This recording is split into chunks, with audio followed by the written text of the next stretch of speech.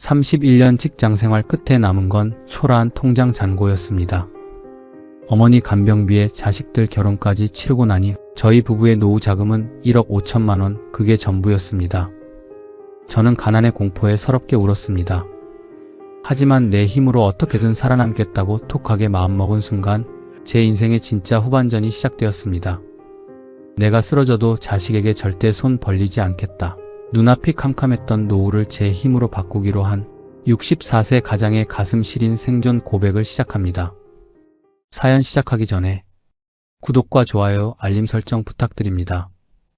평범한 사람들의 숨겨진 이야기를 매일 전해드리는 채널입니다. 올해 64 조현재입니다. 오늘도 저는 해가 뉘엿뉘엿 저무는 안양의 골목길을 터덜터덜 걷고 있습니다. 경비 근무를 마치고 집으로 돌아가는 이 길이 어느덧 2년째입니다. 청춘을 바쳐 일할 때만 해도 제가 이런 모습으로 늙어갈 줄은 꿈에도 몰랐습니다. 허리는 여전히 욱신거리고 발바닥은 24시간 격일 근무의 무게를 고스란히 담고 있습니다. 나이 들어 주머니 사정이 여의치 않아지니 참 많은 것이 변하더군요. 세상이 변하고 주위 사람들이 변하고 결국엔 제 자존심까지 변해갑니다. 요즘은 조금만 몸이 아파도 병원비 걱정부터 앞서고 자식들에게 전화가 와도 반가움보다는 미안함과 눈치가 먼저 보입니다. 평생을 성실하게 살아왔다고 자부했는데 왜 노년에 이르러 밥 한 끼 약값 몇만 원에 이토록 마음을 졸여야 하는 걸까요? 30에 입사해서 61의 짐을 싸들고 나올 때까지 저는 31년이라는 세월을 그 유통회사에 바쳤습니다. 새벽같이 출근해서 밤늦게 들어오는 날이 부지기수였고 제대로 쉬어본 기억조차 없습니다. 그래도 그땐 그게 당연한 줄만 알았습니다. 열심히 일하면, 성실하게 살면 내 노후는 나중엔 편안해질 거라고 굳게 믿었으니까요. 돌이켜보면 저는 참 미련한 사람이었습니다. 회사에서 저는 늘 성실한 조과장, 나중에는 믿음직한 조부장으로 불렸습니다. 윗사람 눈밖에 나지 않으려고 늘 몸을 낮추고 아랫사람한테는 솔선수범해야 한다는 생각으로 살았습니다. 회식 자리에서도 끝까지 남아 자리를 지켰고 잦은 야근도 군말 없이 받아들였습니다. 그렇게 30년 넘게 회사 사람으로 살다 보니 어느 순간부터 저라는 사람이 조현재인지 아니면 조부장인지조차 헷갈리기 시작하더군요. 허리가 처음 말썽을 부린 건 퇴직하기 한 10년 전쯤이었습니다. 물류 현장을 뛰어다니며 무거운 박스를 들고 날랐던 세월이 쌓인 탓이었는지 어느 날부터 허리가 뻣뻣하게 굳으면서 극심한 통증이 오기 시작했습니다. 처음엔 파스 한 장 붙이고 버텼습니다. 그 다음엔 진통제를 먹어가며 버텼습니다. 병원을 가면 당장 수술하라는 얘기에 솔직히 겁이 났습니다. 수술을 하면 자리를 비워야 하고 자리를 비우면 회사에서 뒤처질 것만 같았거든요. 그게 직장 다니는 사람의 참 못나고 쓸쓸한 자존심이었지요. 결국 퇴직을 몇 년 앞두고 더는 버틸 수 없는 지경이 되어서야 수술대에 올랐습니다. 수술 후 회복하면서 처음으로 병원 침대에 누워 하얀 천장을 바라봤는데 그때 문득 서글픈 생각이 들었습니다. 내가 내 몸 하나 챙길 시간도 없이 그동안 대체 뭘 하며 살았던 걸까? 하지만 수술 후 한 달도 채 되지 않아 저는 다시 회사로 출근을 했습니다. 걱정스러운 얼굴로 당신 좀 더 쉬어야 해라며 말리는 아내에게 저는 괜찮아라는 말 한마디로 상황을 넘겨버렸습니다. 그게 제가 평생을 살아온 방식이었으니까요. 정년 퇴직하던 날 후배들이 조촐하게 송별 자리를 마련해 주었습니다. 꽃다발도 받고 후배들의 따뜻한 축하도 받았습니다. 다들 그동안 정말 수고 많으셨습니다. 이제 푹 쉬세요 하는데 웃으며 답하면서도 제 속은 어쩐지 싸늘하게 식어갔습니다. 집에 돌아와 현관문을 닫는 순간 형용할 수 없는 거대한 공허함이 밀려왔습니다. 이제 내일부터 당장 갈 곳이 없다는 사실이 그렇게 낯설고 두려울 줄은 정말 몰랐습니다. 처음 몇 달은 그냥 쉬었습니다. 평생 해본 적 없던 늦잠도 자보고 한가로운 오후에 커피 한 잔 마시면서 TV도 봤습니다. 주위 사람들은 부러워하며 그러더군요. 이제 고생 끝났다. 남은 인생 즐겨라고요. 그 말이 틀린 말은 아닌데 어쩐지 제 마음은 조금도 편하지 않았습니다. 사실 저는 쉬는 법을 전혀 모르는 사람이었습니다. 30년이 넘는 세월 동안 아침마다 알람 소리에 눈을 떴고 하루도 빠짐없이 발걸음을 옮겨야 할 일터가 있었습니다. 그 일터가 사라지니 몸은 쉬고 있어도 마음이 자꾸만 어딘가로 가야 한다며 신호를 보내는 겁니다. 새벽에 눈이 떠지면 저도 모르게 습관적으로 시계를 확인하게 되고 이상하게 죄책감 비슷한 감정이 들더군요. 내가 지금 쉬면 안 되는데, 이러고 가만히 있으면 안 되는데 하는 가슴 먹먹한 불안감. 그리고 그 불안함의 진짜 정체를 저는 곧 마주하게 되었습니다. 바로 통장 때문이었습니다. 퇴직 후 처음으로 아내와 마주 앉아 가계부를 펼쳤습니다. 들어오는 돈과 나가는 돈을 찬찬히 들여다보는데 순간 숨이 턱 막히더군요. 국민연금은 아직 수령할 나이가 되지 않던 시절이었습니다. 손에 쥔 것은 퇴직금 1억 4천만 원과 그동안 독하게 모아온 예금 2억 원이 전부였는데 매달 고정으로 빠져나가는 돈은 제 생각보다 훨씬 많았습니다. 아파트 관리비, 생활비, 보험료, 식비, 통신비. 딱히 사치를 부리거나 낭비를 하지 않아도 돈은 매달 기계처럼 일정하게 빠져나갔습니다. 들어오는 수입은 전혀 없는데 오직 지출만 있는 구조였습니다. 여보, 우리 정말 괜찮은 걸까?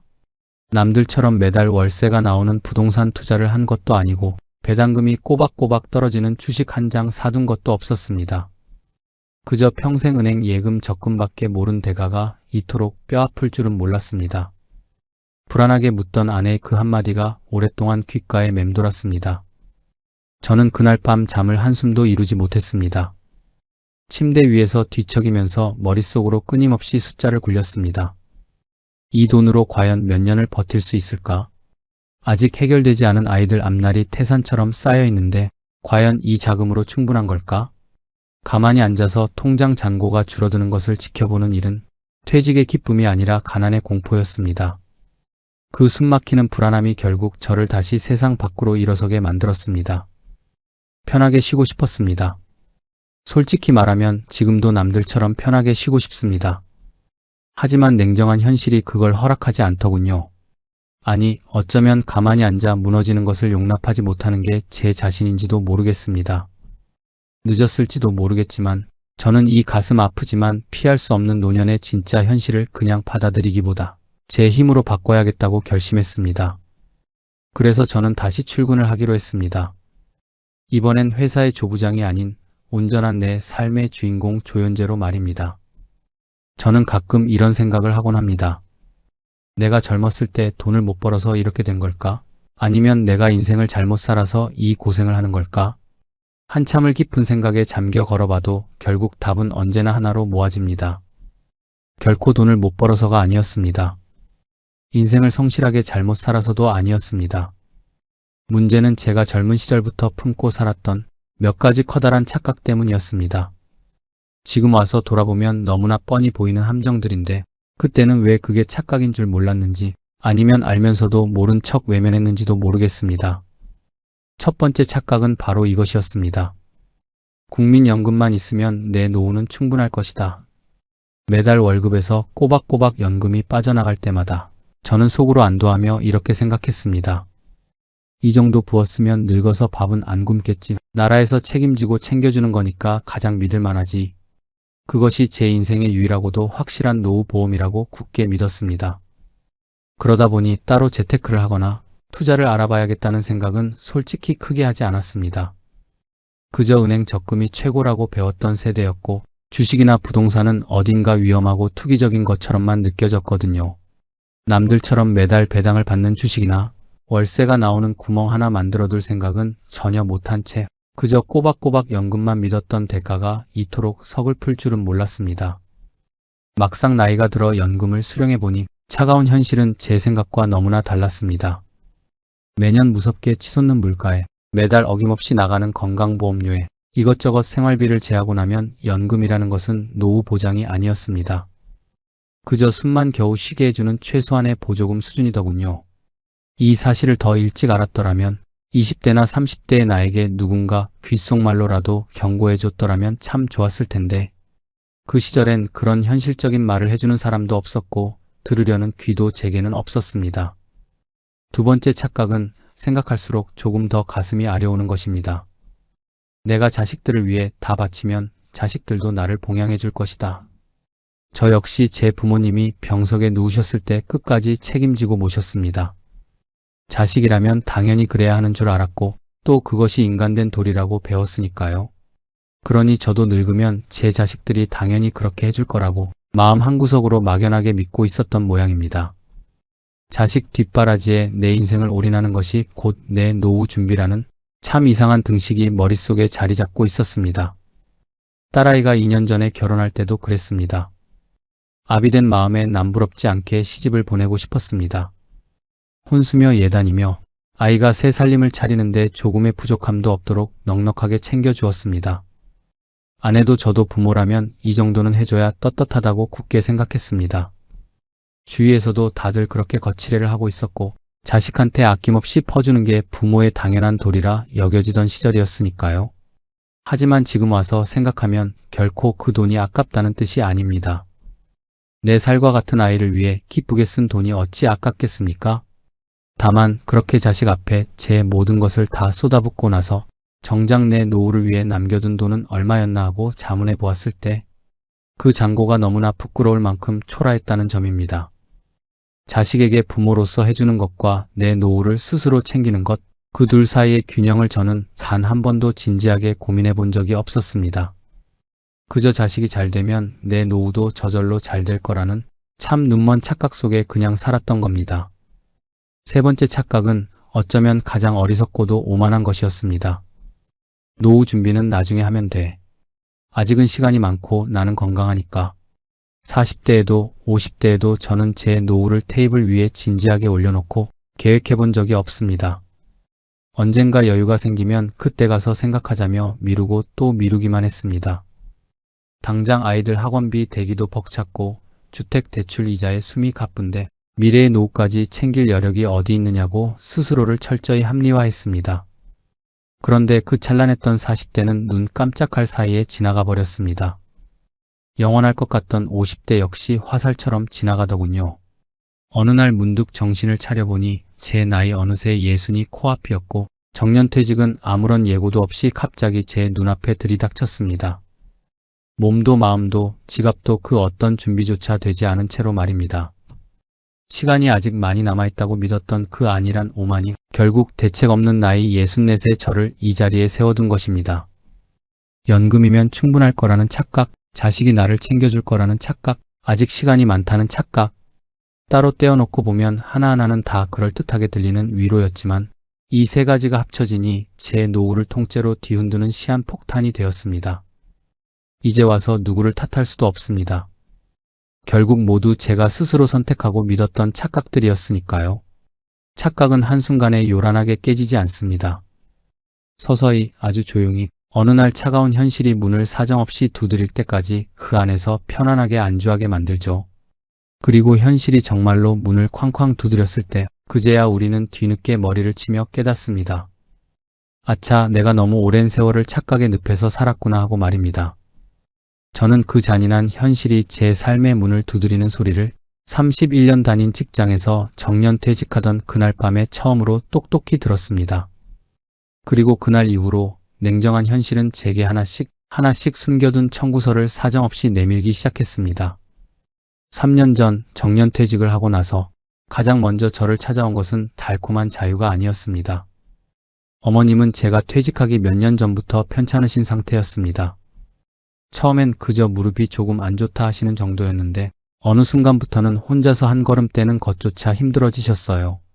제가 회사를 다니는 동안에는 그저 주말에 겨우 짬을 내어 찾아뵙고 용돈 좀 쥐어드리고 약 챙겨드리는 게 자식으로서 할 수 있는 전부였습니다.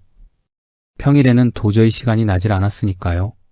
그게 늘 마음에 무거운 빚으로 남아있었는데 퇴직을 하고 나니 이제는 그 짐을 온전히 제 두 눈으로 마주해야 할 때가 온 거였습니다. 처음에는 집에서 모실 수 있을 거라 생각했습니다. 아내도 여보, 어머니 우리가 곁에서 정성껏 챙기면 되지라고 선뜻 말해주었고 저 역시 당연히 그러고 싶었습니다. 하지만 차가운 현실은 제 정성과 생각대로 흘러가지 않더군요. 어머님은 시간이 갈수록 거동이 점점 더 어려워지셨고 밤새도록 몇 번씩 몸을 뒤집어 드려야 하는 날들이 늘어났습니다. 아내가 본인 허리를 다쳐가면서까지 버텼지만 결국 부부의 몸으로 감당하기엔 한계가 오고야 말았습니다. 결국 요양병원을 알아보기 시작한 건 그 무렵이었습니다. 집에서 멀지 않은 곳들 위주로 아내가 직접 발로 뛰며 수많은 요양병원을 돌아다녔습니다. 시설도 꼼꼼히 보고 일하는 직원들 얼굴도 세심히 살폈지요. 그러다 그나마 가장 깨끗하고 직원들이 친절해 보이는 곳으로 어렵게 결정을 내렸는데 막상 매달 나가는 비용을 보니 숨이 턱 막히더군요. 입원비에 개인 간병인 비용, 매달 통장에서 빠져나가는 돈이 정말 만만치 않았습니다.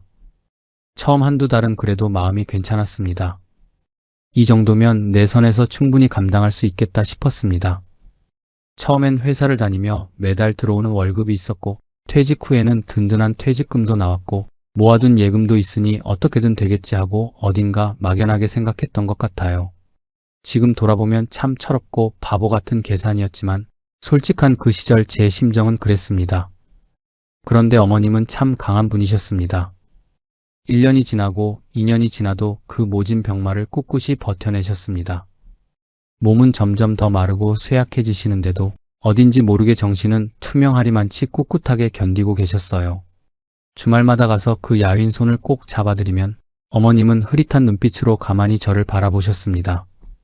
그 슬프고도 절절한 눈빛 앞에서 자식된 도리로 돈 얘기 같은 건 차마 입 밖으로 꺼낼 수가 없었습니다. 어머님도 젊은 날 하나밖에 없는 이 못난 아들을 부족함 없이 키워내기 위해 평생을 바치셨는데 저 역시 어머니의 마지막 가시는 길에 최선을 다해야 하는 게 자식의 당연한 도리이자 도덕이라 생각했습니다. 그렇게 소리 없이 5년이라는 세월이 흘렀습니다. 그 5년 동안 요양원비, 간병비, 각종 검사비와 치료비, 그리고 수시로 터지는 응급비용까지 병원에서 청구서가 날아올 때마다 저는 말없이 사인을 하고 묵묵히 결제했습니다. 한 달에 한 번씩 규칙적으로 빠져나가는 그 목돈들이 쌓이고 쌓이다 보니 어느 순간부터는 통장 잔고를 열어보는 것 자체가 무섭고 두려워지더군요. 퇴직 당시 제 손에 쥔 돈은 31년의 대가인 퇴직금 1억 4천만 원과 평생 독하게 모아온 예금 2억 원을 합쳐 총 3억 4천만 원이었습니다. 부모님 간병비가 무섭게 나가는 상황에서 돈을 더 모으고 싶어도 도저히 모을 수 있는 구조가 아니었지요. 그렇다고 단 한 번도 어머니가 원망스럽거나 미운 적은 없었습니다. 자식이니까 내 어머니니까 당연히 해야 할 일이라 여겼습니다. 그 돈이 제 노후를 지켜줄 전부라는 걸 알면서도 말입니다. 게다가 중간에 딸아이 결혼식까지 겹치면서 혼수 비용으로 적자는 목돈이 또 한 번 빠져나갔습니다. 5년 가까이 이어진 어머님의 병원비와 딸아이의 결혼 자금이 제 노후 통장을 조금씩 그러나 아주 확실하게 갉아먹고 있었던 겁니다. 그러던 어느 날 아내가 조용히 찍어온 통장을 정리해서 식탁 위에 올려놓았습니다. 저는 차마 마주하기 두려웠던 그 종이를 한참 동안 멍하니 내려다보았습니다. 찍혀있는 숫자들이 제 눈을 파고드는데 순간 머릿속이 하얘지더군요. 퇴직할 때 분명 손에 쥐었던 3억 4천만 원이라는 든든한 숫자는 온데간데 없고 잔고에는 딱 2억 원, 그게 전부였습니다. 여보, 이게 이제 우리 남은 전부야. 아내가 낮고 담담한, 그래서 더 슬픈 목소리로 말했습니다. 저는 아무런 말도 꺼내지 못했습니다. 무슨 위로를 해야 할지, 무슨 변명을 해야 할지 도무지 알 수 없었습니다. 그 2억이라는 숫자가 앞으로 남은 날들에 비해 많은 건지 적은 건지 그 순간에는 이성적인 판단조차 되지 않았습니다. 어머님의 장례를 치른 것은 2년 전이었습니다. 장례식장의 차가운 바닥에서 사흘을 보내는 동안 저는 영정사진 속 어머님을 보면서도 이상하게 자꾸 식탁 위 통장 잔고 생각이 머릿속을 떠나지 않았습니다. 마지막 가시는 어머님 앞에 앉아 있으면서 돈 걱정이나 하고 있는 제 자신이 너무나 속물 같고 못난 것 같아서 가슴을 치며 속으로 몇 번이나 스스로를 꾸짖었습니다. 하지만 밀려오는 가난의 공포 앞에 서글픈 생각은 멈추질 않았습니다. 어머님을 따뜻한 곳으로 보내드리고 돌아오는 길, 차 안에서 아내가 제 거친 손을 꼭 잡았습니다. 그동안 고생 많았어. 어머니 마지막까지 정말 잘 모셨어. 당신 자식으로서 최선을 다한 거야. 그 말이 눈물겹도록 고맙기도 하면서 한편으로는 어쩐지 서럽고 가슴이 시려왔습니다. 그래요, 잘 모셨다는 말이 맞겠지요. 후회는 단 한 점도 없었습니다. 자식으로서 끝까지 외면하지 않고 제 도리를 다했으니까요. 그런데 아내의 위로를 들으며 동시에 잔인한 의문이 제 마음을 스쳤습니다. 이제 나중에 우리 차례가 오면 우리 자식들 중에 누가 우리에게 이렇게 해줄 수 있을까? 아니, 자식들에게 이 무서운 짐을 똑같이 감당하게 해도 되는 걸까? 그 무겁고 쓸쓸한 물음이 제 마음속 깊은 곳에 조용히 가라앉았습니다. 남은 돈 2억 원. 그 숫자가 그때부터 제 어깨를 묘하게 무겁게 짓누르기 시작했습니다. 겉보기엔 큰돈 같지만 은퇴 후 앞으로 살아갈 수십 년의 세월을 생각하면 결코 넉넉한 돈이 아니었습니다. 당장 아내의 무릎도 안 좋고 제 허리 역시 언제 다시 주저앉을지 모르는 성치 않은 몸이었습니다. 앞으로 우리 부부의 병원비도 써야 하고 숨만 쉬어도 매달 생활비는 나갈 것이며 언젠가 또 예상치 못한 불행이 찾아오면 그 2억에서 또 야금야금 빠져나갈 테니까요. 그리고 제 노후의 전부이자 마지막 마지노선인 그 2억 원을 두고 제가 또 한 번 가슴을 찢으며 무거운 결정을 내려야 할 일이 결국 터지고야 말았습니다. 이번엔 제 하나뿐인 아들 녀석 때문이었습니다. 아들 녀석이 조심스럽게 결혼 얘기를 꺼낸 것은 어머님의 장례를 치르고 얼마 지나지 않아서였습니다. 어느 날 저녁 아들이 팝상 앞에 조심스럽게 앉더니 말을 한참 빙빙 돌리다가 결국 어렵게 본론을 꺼내더군요. 아버지, 저 결혼하려고요. 그런데 신혼집 문제가 좀 걸려서요. 저는 들고 있던 밥숟가락을 가만히 내려놓고 아들을 바라봤습니다. 녀석의 표정을 보니 이미 속으로 얼마나 알았을지 답이 훤히 나와 있었습니다. 부모에게 조금이라도 도움을 받고 싶은데 차마 입이 떨어지지 않아 애써 어색하게 웃고 있는 그 얼굴. 저도 한때 그 나이를 지나왔기에 자식의 그늘진 표정을 모를 리가 없었습니다. 요즘 젊은 사람들 살아가기가 얼마나 팍팍합니까? 서울이나 경기권에 전셋집 하나 구하는 게 그야말로 하늘의 별 따기인 세상입니다. 취업만 잘 돼도 로또라고 하는 이 험난한 시대에 거기다 결혼해서 살 집까지 마련하려면 부모의 도움 없이는 도저히 엄두가 나지 않는다는 걸 저 역시 잘 알고 있습니다. 아들 녀석도 어엿하게 회사를 다니며 제 나름대로 악착같이 돈을 모았겠지만 오롯이 제 힘만으로는 전셋집 보증금 하나 감당하기에도 턱없이 부족한 게 지금 청년들의 뼈아픈 현실이니까요. 아비된 마음으로 내 자식이 겪는 그 힘든 세상을 어찌 모른 척할 수 있겠습니까? 그날 밤 저는 아내와 식탁에 덩그러니 마주 앉았습니다. 여보, 우리 어떻게 하지? 아내는 제 물음에 한동안 깊은 한숨을 쉬며 말이 없었습니다. 한참을 고뇌하던 아내가 천천히 입을 열었습니다. 줄 수 있는 만큼은 어떻게든 보태줘야지. 그래도 우리가 부모인데. 맞는 말이었습니다. 저 역시 당연히 그렇게 하고 싶었습니다. 자식들 번듯하게 키워서 공부시키고 회사 취직까지 시켰으니 부모 역할은 끝난 거라고 생각하고 싶지만 자식이 힘든 세상 앞에 서 있는 걸 보며 모른 척 돌아서는 게 부모 마음에 어디 쉬운 일일까요? 하지만 문제는 그 다음이었습니다. 지금 제 손에 쥔 현금은 딱 2억 원. 그것이 저와 아내의 노후를 지켜줄 재산의 전부였습니다. 이 한정된 주머니에서 아들 녀석에게 대체 얼마를 떼어줄 수 있을까? 부부가 식탁에 마주 앉아 조용히 현실적인 계산기를 두드리기 시작했습니다. 우선 무슨 일이 있어도 절대 손댈 수 없는 마지노선의 돈을 먼저 생각했습니다. 저와 아내가 앞으로 살아갈 날이 20년이 될지 30년이 될지 아무도 모릅니다. 그 긴 세월 동안 숨만 쉬어도 생활비가 나가야 하고 늙어갈수록 늘어날 병원비도 계산해야 했습니다. 아내의 무릎 수술도 언젠가는 피할 수 없는 숙제였고 제 수술했던 허리 역시 언제 또다시 말썽을 부릴지 모르는 시한폭탄 같았으니까요. 살다가 부부 중 누군가 덜컥 쓰러졌을 때 자식에게 손 벌리지 않고 해결할 최소한의 비상금은 반드시 남겨둬야만 했습니다. 그렇게 미래의 생명줄을 하나씩 떼어놓고 빼고 나니 아들 녀석에게 쥐어줄 수 있는 돈은 아무리 머리를 굴려도 5천만 원이 한계였습니다. 아들아, 아버지가 겨우 5천만 원밖에 못해줘서 정말 미안하다. 아들에게 그 말을 전하던 날 밤 저는 차마 녀석의 얼굴을 똑바로 마주 보지 못했습니다. 그 길로 혼자 집 앞에 서서 한숨을 쉬며 담배만 하염없이 태웠습니다. 평생을 어디서나 당당하고 떳떳하게 살아왔다고 자부했던 아비가 결혼이라는 큰 중대사를 앞둔 자식 앞에서 고개를 숙여야 하는 그 순간의 참담함이란, 요즘 젊은 친구들이 아이도 안 낳고 집 한 채 사기 어려운 혹독한 세상을 살아가는데 내 아들이 바로 그 힘든 세상 한가운데서 허덕이고 있다는 게 부모로서 너무나 미안하고 가슴이 아렸습니다. 더 든든하게 채워주지는 못해도 이것이 내가 부모로서 할 수 있는 진짜 마지막 책임이자 도리라고 스스로 위안 삼는 것밖에는 할 수 있는 게 없었지요. 아들은 고맙게도 아니에요, 아버지. 이것만으로도 정말 충분해요. 감사합니다 하며 억지로 밝은 미소를 지어 보였지만 저는 잘 알고 있었습니다. 그 녀석이 그 짧은 한마디를 내뱉기 위해 속으로 얼마나 많은 아쉬움과 부담감을 삼켰을지를 말입니다. 그렇게 아들의 결혼 자금으로 5천만 원이 통장에서 빠져나갔습니다. 그리고 제 손에 남은 돈은 정확히 1억 5천만 원. 이 돈이 이제 저와 아내 두 사람의 인생을 책임져야 할 노후의 진짜 전부가 되었습니다. 숫자로만 보면 누군가는 적지 않은 금액이라 말할지도 모르겠지만 은퇴한 부부에게 이 돈이 얼마나 위태롭고 아슬아슬한 금액인지는 딱 한 번만 계산해봐도 금방 압니다. 매달 어김없이 청구되는 아파트 관리비가 있고 식비가 있으며 통신비가 나갑니다. 거기다 아내의 약값이 매달 고정으로 빠져나가고 저 역시 허리 때문에 주기적으로 병원 문턱을 넘나들어야 합니다.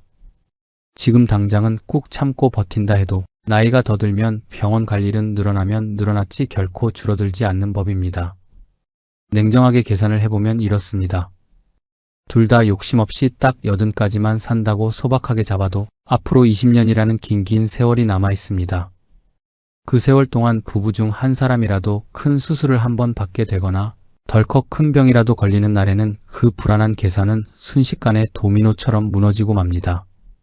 이 돈은 우리가 어디 놀러 가거나 대단한 걸 사기 위해 꺼내 쓰는 돈이 아닙니다. 그저 가만히 두어도 모래성처럼 서서히 닳아 없어지는 돈입니다. 뭔가를 크게 낭비하거나 사치를 부리지 않아도 그저 숨을 쉬고 살아간다는 그 자체만으로도 매달 조금씩 줄어드는 구조니까요. 내 눈에 보이지 않게 매달 야금야금 깎여나가는 잔고를 바라보는 일은 그 어떤 것보다 무서운 공포였습니다. 어느 날 밤 아내가 제 눈을 가만히 바라보며 낮게 물었습니다. 여보, 우리 앞으로 어떻게 살지? 저는 아내의 그 절박한 물음에 선뜻 대답을 해주지 못했습니다. 남들처럼 호기롭게 걱정하지 말라며 희망적인 말을 해주고 싶었지만 차마 아내에게 무책임한 거짓말은 하기 싫었거든요. 한참을 무거운 침묵 속에 가만히 앉아있다가 겨우 쥐어짜듯 이렇게 말했습니다. 내가 뭐라도 다시 시작해야지. 이대로 가만히 앉아서 주저앉아 있으면 안 돼. 말은 그렇게 당차게 뱉었지만 돌아서는 속마음은 정말 막막하기 그지없었습니다. 62살의 나이, 그것도 허리 수술까지 받아 성치도 않은 이 늙은 몸으로 제가 밖에 나가서 할 수 있는 일이 과연 무엇이 있을지 선뜻 떠오르지 않았으니까요. 그래도 가만히 앉아 내 노후 통장이 밑빠진 독처럼 텅 빌 때까지 바라보고만 있을 수는 없었습니다. 남은 1억 5천만 원이라는 마지막 생명줄을 조금이라도 지켜내려면 내 몸이 부서지더라도 어떤 식으로든 고정적인 수입을 만들어내야만 했습니다. 그 무거운 삶의 무게를 다시금 어깨에 짊어지고 저는 서글픈 현실 밖으로 다시 일어섰습니다. 아들 녀석의 결혼식까지 치르고 난 뒤 집안은 전보다 훨씬 더 고요해졌습니다. 딸아이는 이미 진작에 시집을 갔고 하나 남은 아들마저 제 살림을 차리고 나가고 나니 집안에는 오롯이 저와 아내, 우리 둘뿐이었습니다. 예전에는 넓다고 생각해 본 적이 단 한 번도 없던 낡은 아파트가 그날따라 왜 그렇게 텅 빈 것처럼 쓸쓸하게 느껴지던지요. 저녁 밥상도 단출하게 두 사람 것만 차려내고 아침에 눈을 떠도 예전처럼 부산스럽게 움직이는 기척이 없으니 집안 전체가 깊은 물속에 가라앉은 것처럼 적막하기만 했습니다. 처음에는 그 조용함이 그리 나쁘지만은 않았습니다. 이제 우리 부부 둘이서 오붓하게 시간을 보내는 것도 괜찮겠다 싶었지요. 하지만 얼마 지나지 않아 그 고요한 적막 속에서 제가 가장 선명하게 대면하게 된 것은 다름 아닌 아내의 머리끝부터 발끝까지 퍼진 눈물겨운 아픔이었습니다. 아내의 무릎이 본격적으로 고장나기 시작한 것은 몇 년 전 마트 파트타임 일을 시작하고 나서부터였습니다. 아내는 어머님이 긴 투병 생활을 시작하시고 그 무서운 간병비와 병원비 때문에 제가 밤잠을 못 이루며 힘들어할 때 가게에 조금이라도 보탬이 되겠다며 집 근처 대형마트에 파트타임으로 나가기 시작했습니다. 그곳에서 아내가 한 일은 온종일 딱딱한 바닥에 서서 진열대를 정리하고 제 몸집만 한 무거운 박스들을 하루에도 수십 번씩 옮기는 일이었습니다. 파릇파릇한 젊은 사람들도 며칠 하면 나가떨어지는 고된 노동인데 60에 가까운 몸으로 매일같이 그렇게 버텨냈으니 무릎 연골이 성할 리가 없었지요. 퇴근해서 현관문을 열고 들어오는 아내의 얼굴은 매일매일 조금씩 더 까맣게 지쳐 보였습니다. 여보, 오늘 많이 힘들었지? 괜찮아, 이 정도는 아직 참을 수 있어. 아내는 늘 제 앞에서 아무렇지도 않은 듯 그렇게 생긋 웃으며 말했습니다. 하지만 밤이 깊어지면 무릎에 허연 파스를 몇 장씩 붙이고 따뜻한 찜질을 댄 채 끙끙 앓으며 앉아있는 모습이 매번 제 눈에 밝혔습니다. 결국 더는 안 되겠다 싶어 병원에 당장 다녀오라고 아내에게 모질게 다그쳤습니다. 진료실에 나란히 앉아 의사가 엑스레이 화면을 들여다보더니 아내에게 아주 담담한 목소리로 말하더군요. 환자분, 무릎 연골이 다 닳았어요. 이건 더 미루시면 안 되고 당장 수술을 받으셔야 할 것 같습니다. 아내는 의사 선생님 앞에 멍하니 앉아 그 청천벽력 같은 소리를 들으면서도 그저 알겠다는 듯 고개를 끄덕였습니다. 하지만 저는 그 순간 아내의 눈빛이 흔들리는 것을 똑똑히 보았습니다. 의사의 처방을 귀담아 듣는 게 아니라 머릿속으로 무섭게 무언가를 주저하며 계산하고 있는 눈빛이었습니다. 병원을 터덜터덜 나오자마자 아내가 제 눈치를 살피며 조용히 말했습니다. 여보, 수술은 조금만 더 있다가 다시 생각해 볼게. 왜 그래? 의사가 당장 수술해야 한다고 방금 들었잖아. 아니야, 지금 당장 급한 건 아니야. 약 먹으면서 조금만 더 버텨볼게. 저는 아내의 그 거짓말이 무엇을 의미하는지 너무나 잘 알고 있었습니다. 바로 돈, 그놈의 수술비가 걱정이었던 겁니다. 실손 의료보험이 있다고는 해도 당장 수술대에 오르면 마트 일을 쉬어야 하니 수입이 끊길 것이고 목돈이 순식간에 날아갈 테니까요. 지금 우리 통장 잔고 사정을 뻔히 알고 있는 아내가 아픈 몸보다 텅 비어가는 돈을 먼저 걱정하고 있었던 겁니다. 그 잔인한 현실이 제 가슴을 얼마나 예리하게 후벼 파는지 아내는 과연 알고 있을까요? 하필이면 그의 겨울은 유독 일찍 찾아왔습니다. 11월 중순도 채 되지 않았는데 창밖의 바람이 제법 칼날처럼 매서웠습니다. 거실 벽에 붙은 보일러 스위치 앞으로 다가가 온도를 조금 올리려고 손을 뻗었는데 등 뒤에서 슬쩍 제 움직임을 바라보는 아내의 시선이 느껴졌습니다. 아내는 단 한마디도 꺼내지 않았지만 그 머뭇거리는 눈빛에 담긴 뜻을 제가 모를 리 없었습니다. 여보, 이번 달 관리비 많이 나오면 어쩌려고 그래. 결국 저는 뻗었던 손을 슬그머니 내렸습니다. 그날 밤 저는 안방 침대에서 내복을 두 겹 껴입었고 아내는 두꺼운 수면 양말을 신고 이불을 머리끝까지 뒤집어 쓴 채 몸을 웅크렸습니다. 한참이 지나 아내가 먼저 깊은 잠에 들었는지 숨소리가 조용해지더군요. 저는 어두컴컴한 천장을 바라보며 밤이 새도록 도무지 잠을 이룰 수가 없었습니다. 평생을 누구보다 성실하고 착하게 살았습니다. 31년이라는 긴 청춘을 회사에 뼈 빠지게 바쳤고 자식들 뒷바라지에는 단 한 번도 아까워하지 않고 올인했으며 아픈 부모님까지 자식의 도리로 끝까지 모셨습니다.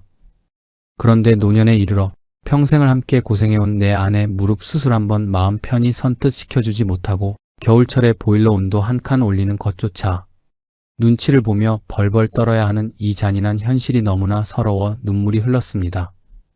돈이 없다는 것은 그저 주머니가 가벼운 불편함이 아니었습니다. 내 사랑하는 사람의 아픈 몸을 제때 고쳐주지 못하고 그 고통을 고스란히 뼈로 참아내야 한다는 서글픈 뜻이었습니다. 내가 아끼고 싶어서 기쁜 마음으로 아끼는 삶과 당장 아끼지 않으면 당장 무너지기 때문에 어쩔 수 없이 참아내야만 하는 삶. 그 미세한 차이가 생각했던 것보다 훨씬 더 사람을 비참하고 작아지게 만들더군요. 어느 날 저녁 거실 소파에 앉아 아내가 퉁퉁 부어오른 무릎을 정성스레 주무르고 있었습니다. 저는 아무런 말도 없이 그 옆으로 살며시 다가가 앉아 아내의 거친 무릎을 제 두 손으로 대신 꼭꼭 주물러 주었습니다. 한동안 우리 부부 사이에는 거친 숨소리 외엔 그 어떤 말도 오가지 않았습니다. 아내가 한참 만에 참아왔던 울음을 삼키며 작은 목소리로 말했습니다. 여보, 나 정말 괜찮아.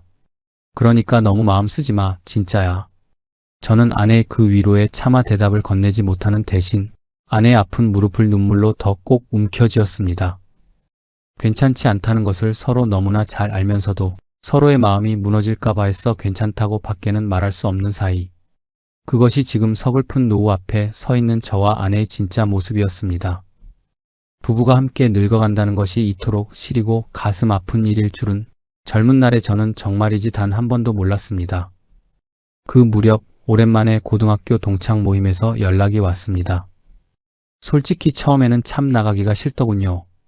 요즘 같은 형편에 몇만 원 하는 밥값이며 술값이 당장 부담스러운 것도 있었지만 무엇보다 오랜만에 만나는 친구들 앞에 제 초라한 꼴을 보여주는 게 영 내키지 않았습니다.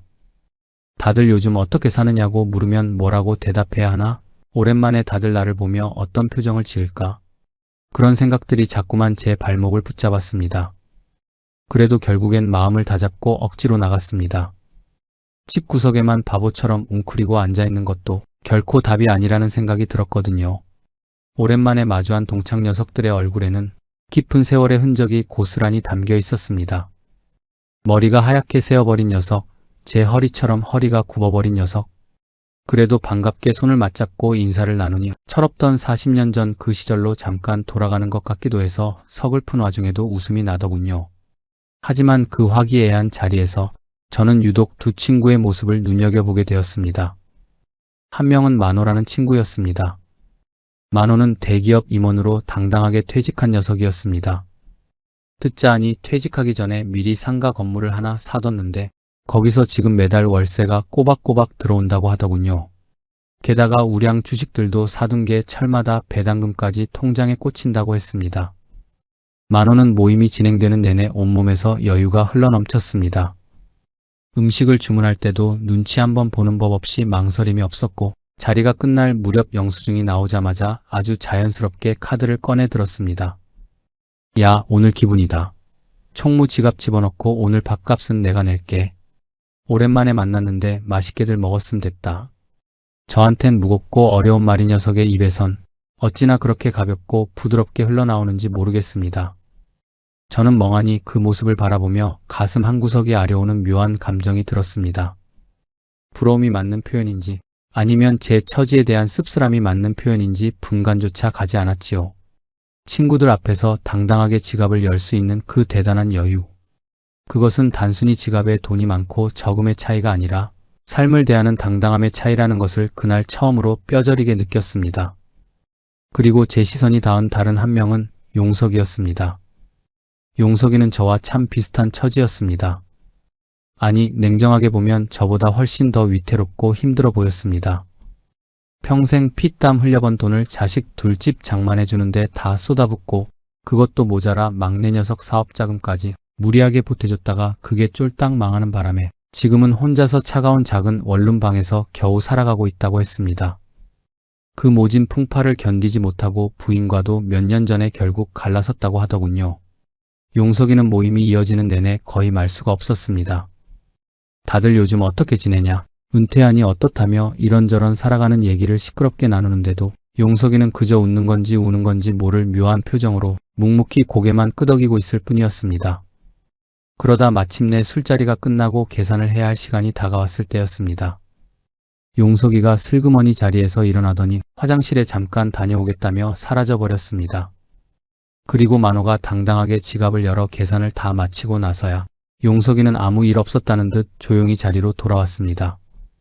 동창들 중 그 누구도 용석이에게 왜 그랬냐며 타박하거나 눈치를 주지 않았습니다.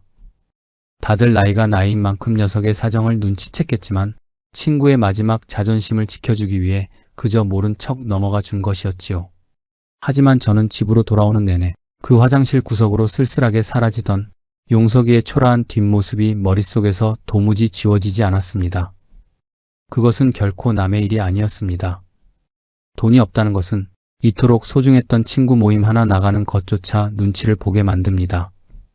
밥 한 끼 마음 편히 먹으면서도 계산서가 나올 때가 다가오면 가슴이 슬슬 불안해지고 결국엔 자존심 때문에 자리를 피하는 못난 사람이 되고 마는 겁니다. 그러다 보면 점점 모임에 나가는 것 자체가 두려워지고 친구들의 연락도 피하게 되며 결국엔 평생을 함께해온 소중했던 인연들로부터 스스로를 고립시키며 멀어지게 되는 것이지요.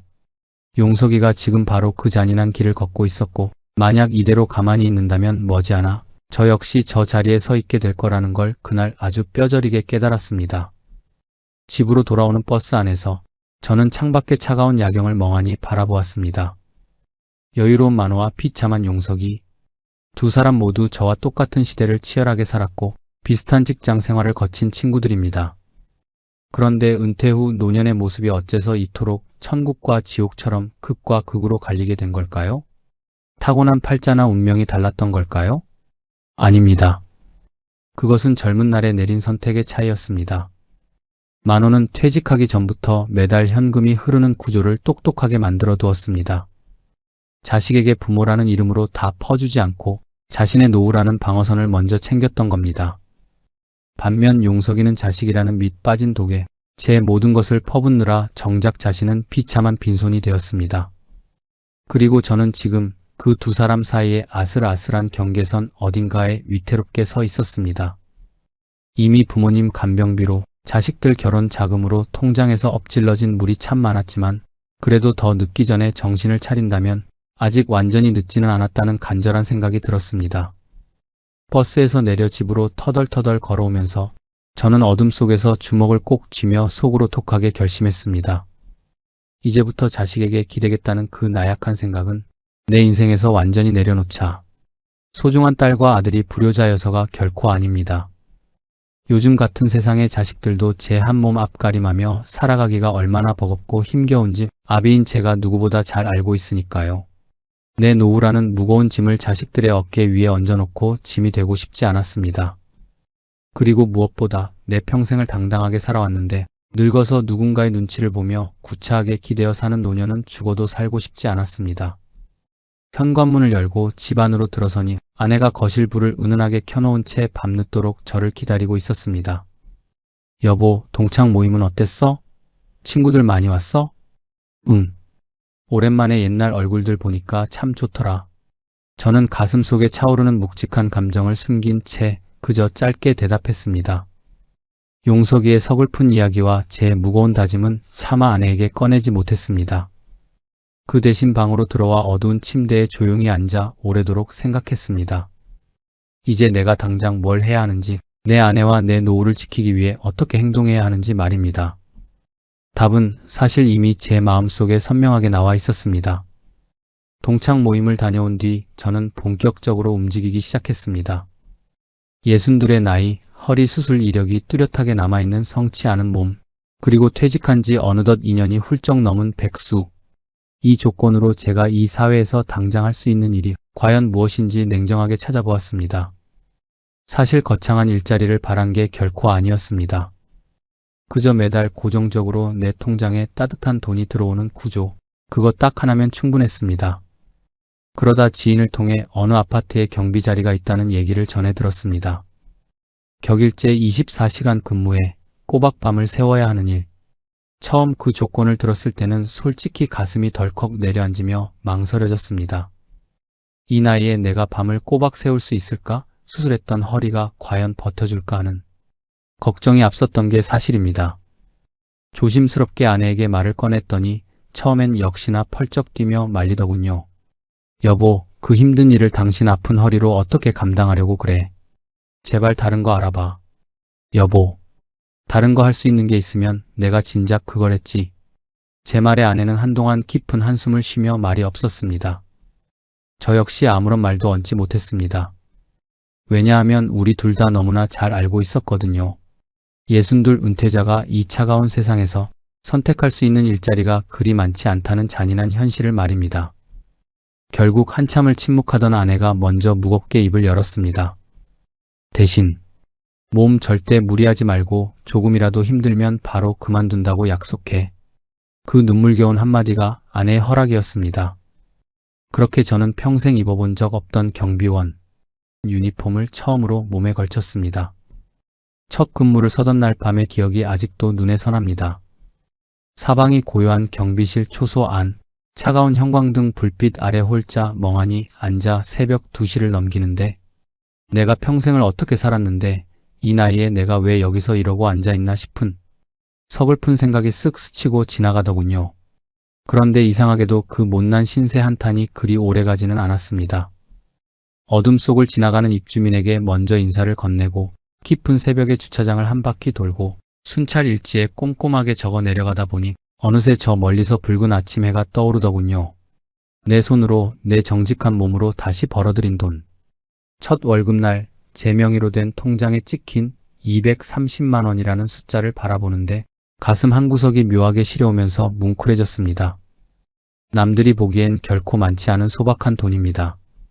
하지만 그 돈이 품고 있는 삶의 무게는 예전의 월급과 완전히 달랐습니다. 그 누구가 거저 쥐어준 돈이 아니라 제가 차가운 밤을 하얗게 새워가며 정직하게 벌어온 내 돈이었으니까요.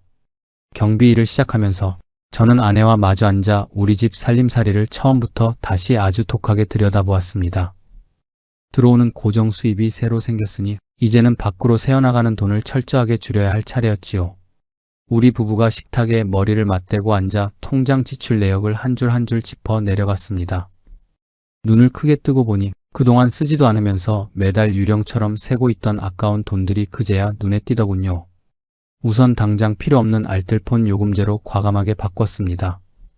아내 것까지 합치고 나니 많이 나오던 통신비가 한 달에 고작 4만 원대로 뚝 떨어지더군요. 이렇게 여기저기 자잘하게 새나가던 고정비들을 하나씩 손보고 끊어내고 나니 매달 무의미하게 버려지던 돈이 15만 원 넘게 절약되기 시작했습니다. 그리고 저는 별도의 통장을 하나 새로 만들었습니다. 매달 들어오는 수입 중에서 일정 금액을 그 통장으로 가장 먼저 이체해 놓는 방식이었습니다. 무슨 일이 있어도 절대 손대지 않는 돈, 내 인생에 없는 셈치고 결코 건드리지 않는 돈. 바로 비상자금 통장이었습니다. 제 목표 금액은 딱 2천만 원이었습니다. 어느 날 아내가 의아한 듯 물었습니다. 여보, 이 돈은 왜 따로 모으는 거야? 안 쓰고 그냥 없는 돈이라 생각하고 묻어두는 거야. 저는 아내의 눈을 가만히 바라보며 묵직하게 대답했습니다. 당신이랑 나랑 나중에 나이 들어 덜컥 쓰러졌을 때 자식들한테 미안하게 전화기 붙들고 손 벌리지 않으려고 모으는 거야. 제 말에 아내는 한동안 가슴이 먹먹한지 아무런 말도 잇지 못했습니다. 그러다 이내 슬픈 눈으로 조용히 고개를 끄덕였습니다. 그 2천만 원짜리 통장은 제 평생의 삶을 지켜낼 마지막 자존심이었습니다. 이 나이에 갑자기 내 몸뚱이 하나 잘못되기라도 하면 애써 자리 잡은 자식들 인생에 들이닥쳐 구차하게 손을 벌려야 하는 비참한 상황이 올 수 있습니다. 저는 죽어도 그 꼴은 보기 싫었습니다. 아프면 아픈 대로 내 돈으로 당당하게 해결할 수 있는 최소한의 마지막 방패를 내 힘으로 직접 만들어두고 싶었던 겁니다. 그렇게 눈물로 버텨온 세월이 흘러 어느덧 2년이라는 시간이 가득 찼습니다. 제 경비 월급 230만 원, 그리고 이제 나오기 시작한 연금 170만 원, 여기에 제 아내가 마트 파트타임으로 고생하며 버는 120만 원.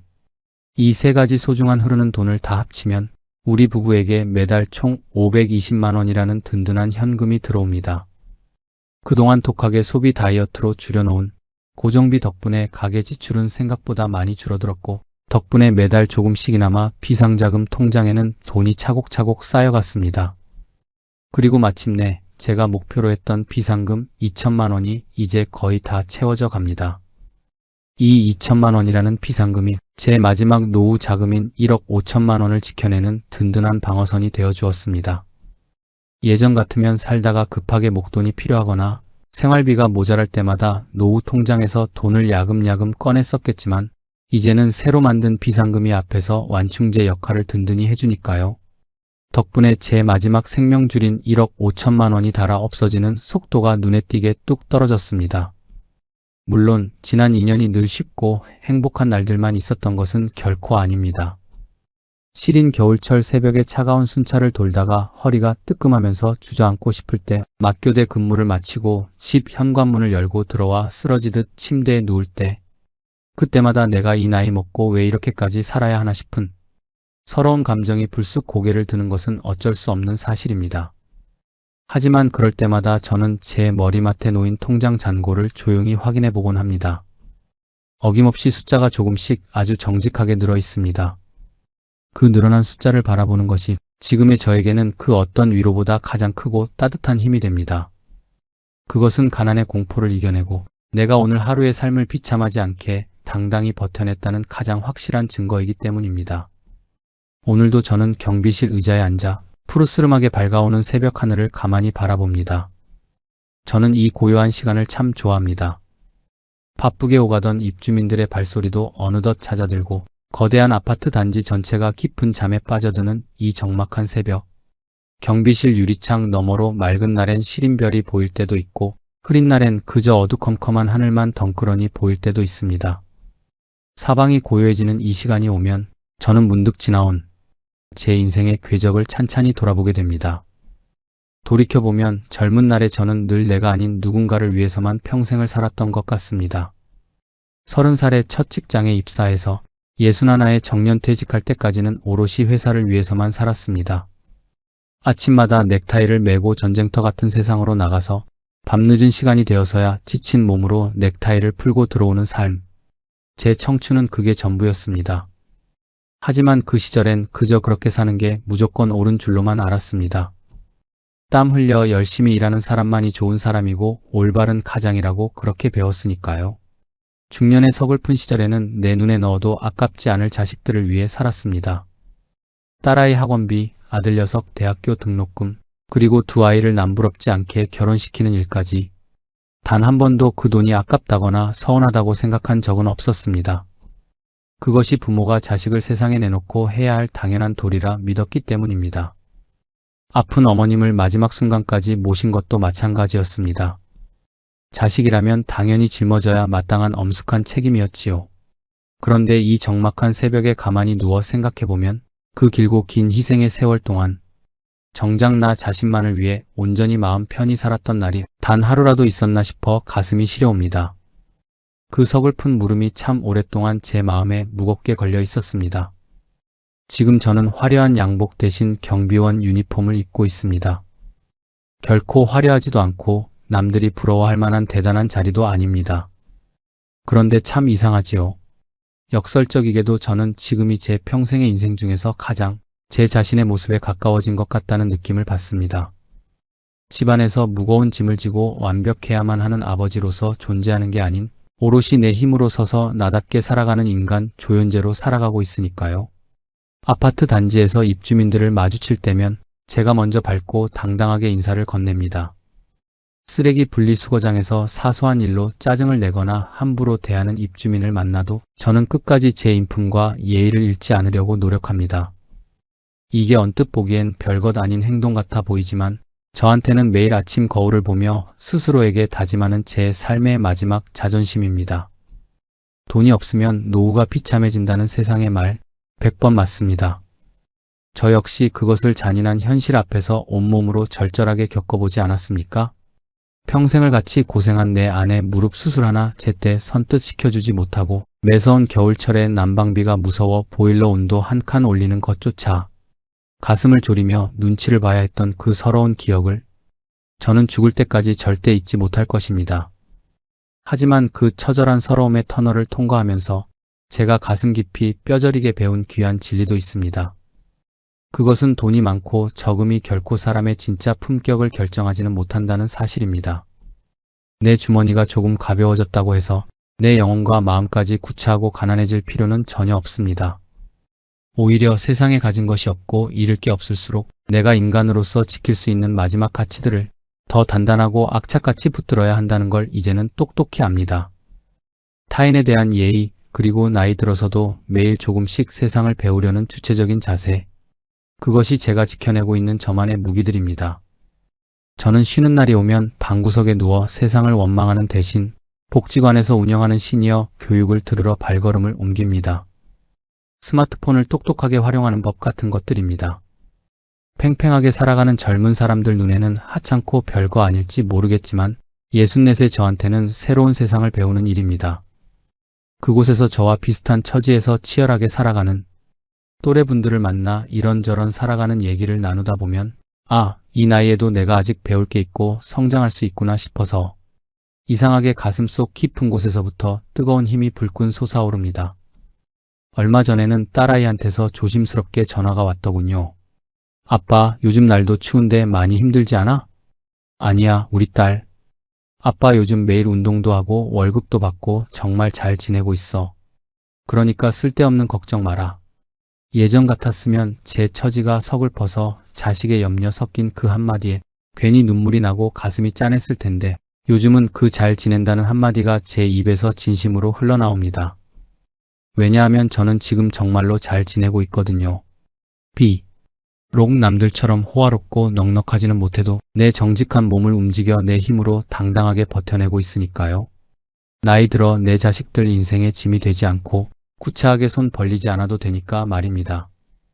그 든든한 마음 덕분인지 제 아내 역시 요즘 들어 표정이 눈에 띄게 밝아졌습니다. 저녁 시간에 우리 부부가 식탁에 마주 앉아 밥을 먹을 때 예전처럼 미래에 대한 불안감으로 무겁고 어둡게 가라앉아 있지 않습니다. 가끔은 거실에서 별일 아닌 대화를 나누다가도 아무런 이유 없이 아이처럼 활짝 웃기도 합니다. 저는 아내의 그 소박한 웃음소리를 들을 때가 제 인생에서 가장 행복하고 참 좋습니다. 노년이라는 시간은 서글프게 저물어가는 남은 인생을 대충 가만히 앉아 버티는 쓸쓸한 시간이 결코 아닙니다. 적어도 지금을 살아가는 저는 그렇게 생각하지 않습니다.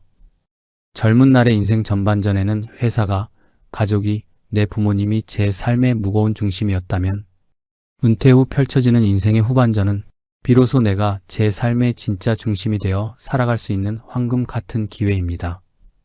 주머니에 가진 것이 많지 않아도 괜찮습니다. 남들에게 자랑할 만한 대단한 명함이 없어도 상관없습니다. 그저 오늘 주어진 하루를 누군가에게 기대지 않고 내 힘으로 당당하고 품격 있게 살아냈다면 저는 그걸로 이미 충분히 승리한 삶이라고 믿습니다. 오늘도 저는 온전한 내 삶의 주인공 조연재로 힘차게 살아갑니다. 제 목소리에 끝까지 귀 기울여 주셔서 감사합니다. 전해드린 이야기가 마음 한구석에 작은 울림이 되었기를 바랍니다. 여러분의 일상이 늘 온전히 평온하시길 바라며 귀한 시간 내어 끝까지 함께 해주셔서 진심으로 고맙습니다.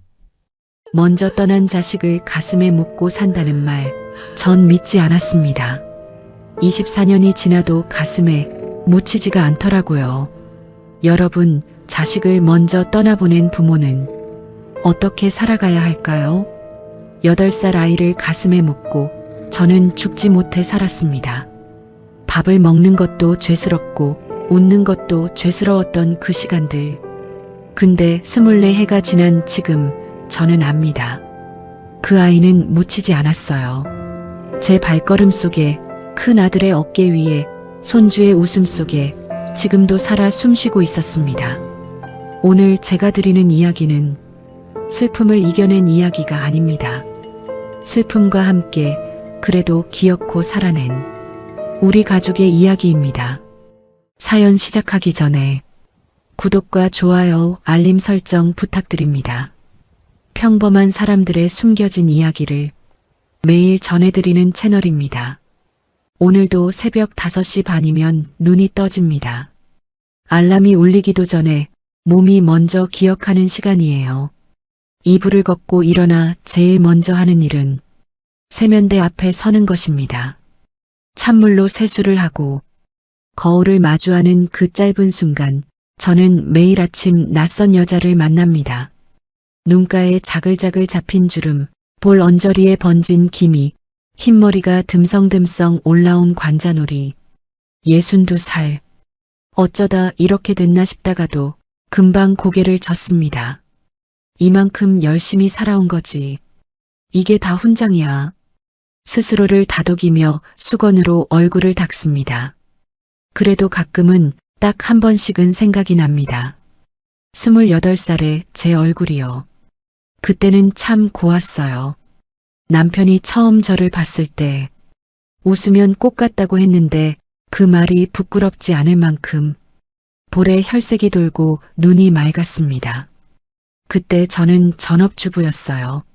아침이면 남편 도시락을 싸고 낮에는 아이들 뒤를 쫓아다니고 저녁이면 따끈한 국을 끓이며 하루를 마무리하는 삶. 그게 전부였고 그게 전부여도 충분하다고 생각했습니다. 세상이 그렇게 단순하게 흘러갈 줄만 알았어요. 지금은 다릅니다. 저는 지금 보험 설계사입니다. 경력 20년. 처음엔 살기 위해 시작했고 그 다음엔 익숙해지려고 버텼고 지금은 이 일이 저라는 사람의 전부가 됐어요. 명함 한 장에 정모란이라고 제 이름이 적혀 있는 걸 볼 때마다 참 묘한 기분이 듭니다. 이 이름이 나한테 어울리나 싶기도 하고 또 어떨 때는 이 명함이 없었으면 내가 어떻게 됐을까 싶기도 합니다. 아침을 차려 먹을 여유는 없어요. 믹스커피 한 잔을 타서 서류 가방을 챙기면서 마십니다. 가방 안에는 늘 같은 것들이 들어있어요. 고객 상담 자료, 보험 안내 책자, 손때 묻은 수첩 하나, 그리고 작은 거울 하나. 그 거울은 고객을 만나기 전 표정을 가다듬을 때 씁니다. 지쳐 보이면 안 되거든요. 힘들어 보이면 안 되거든요. 이 일은 표정도 실력입니다. 가방을 다 챙기고 나면 휴대폰을 집어들고 문자를 하나 씁니다. 매일 아침 단 한 번도 빠진 적이 없어요. 받는 사람은 아들입니다. 제 아들은 소방관이에요. 오늘도 무사히. 이 6글자를 쓰는데 걸리는 시간은 딱 5초입니다. 하지만 그 6글자 안에 제가 하고 싶은 말이 얼마나 많은지 아들은 알까요? 조심해 우리 아들. 밥은 먹었니? 힘들면 쉬면서 해. 제발 다치지 마 아들. 다 담기엔 너무 많아서 그냥 6글자로 줄였습니다. 오늘도 무사히. 아들이 소방관이라는 게 자랑스러운 건 사실이에요. 이웃의 자랑도 했고 친척들한테도 자랑이었습니다. 우리 아들이 소방관이에요. 그 말을 할 때 제 목소리에 힘이 들어가는 게 스스로도 느껴질 정도예요. 근데 솔직히 말하면 자랑스럽다는 감정 뒤에 딱 붙어서 떨어지지 않는 감정이 하나 있어요. 두려움입니다. TV를 보다가 사이렌 소리가 나오면 저도 모르게 몸이 굳습니다. 창밖에서 소방차가 지나가는 소리가 들리면 하던 일을 멈추고 귀를 기울여요. 가슴이 철렁 내려앉는 그 느낌, 설명하기가 참 어렵습니다.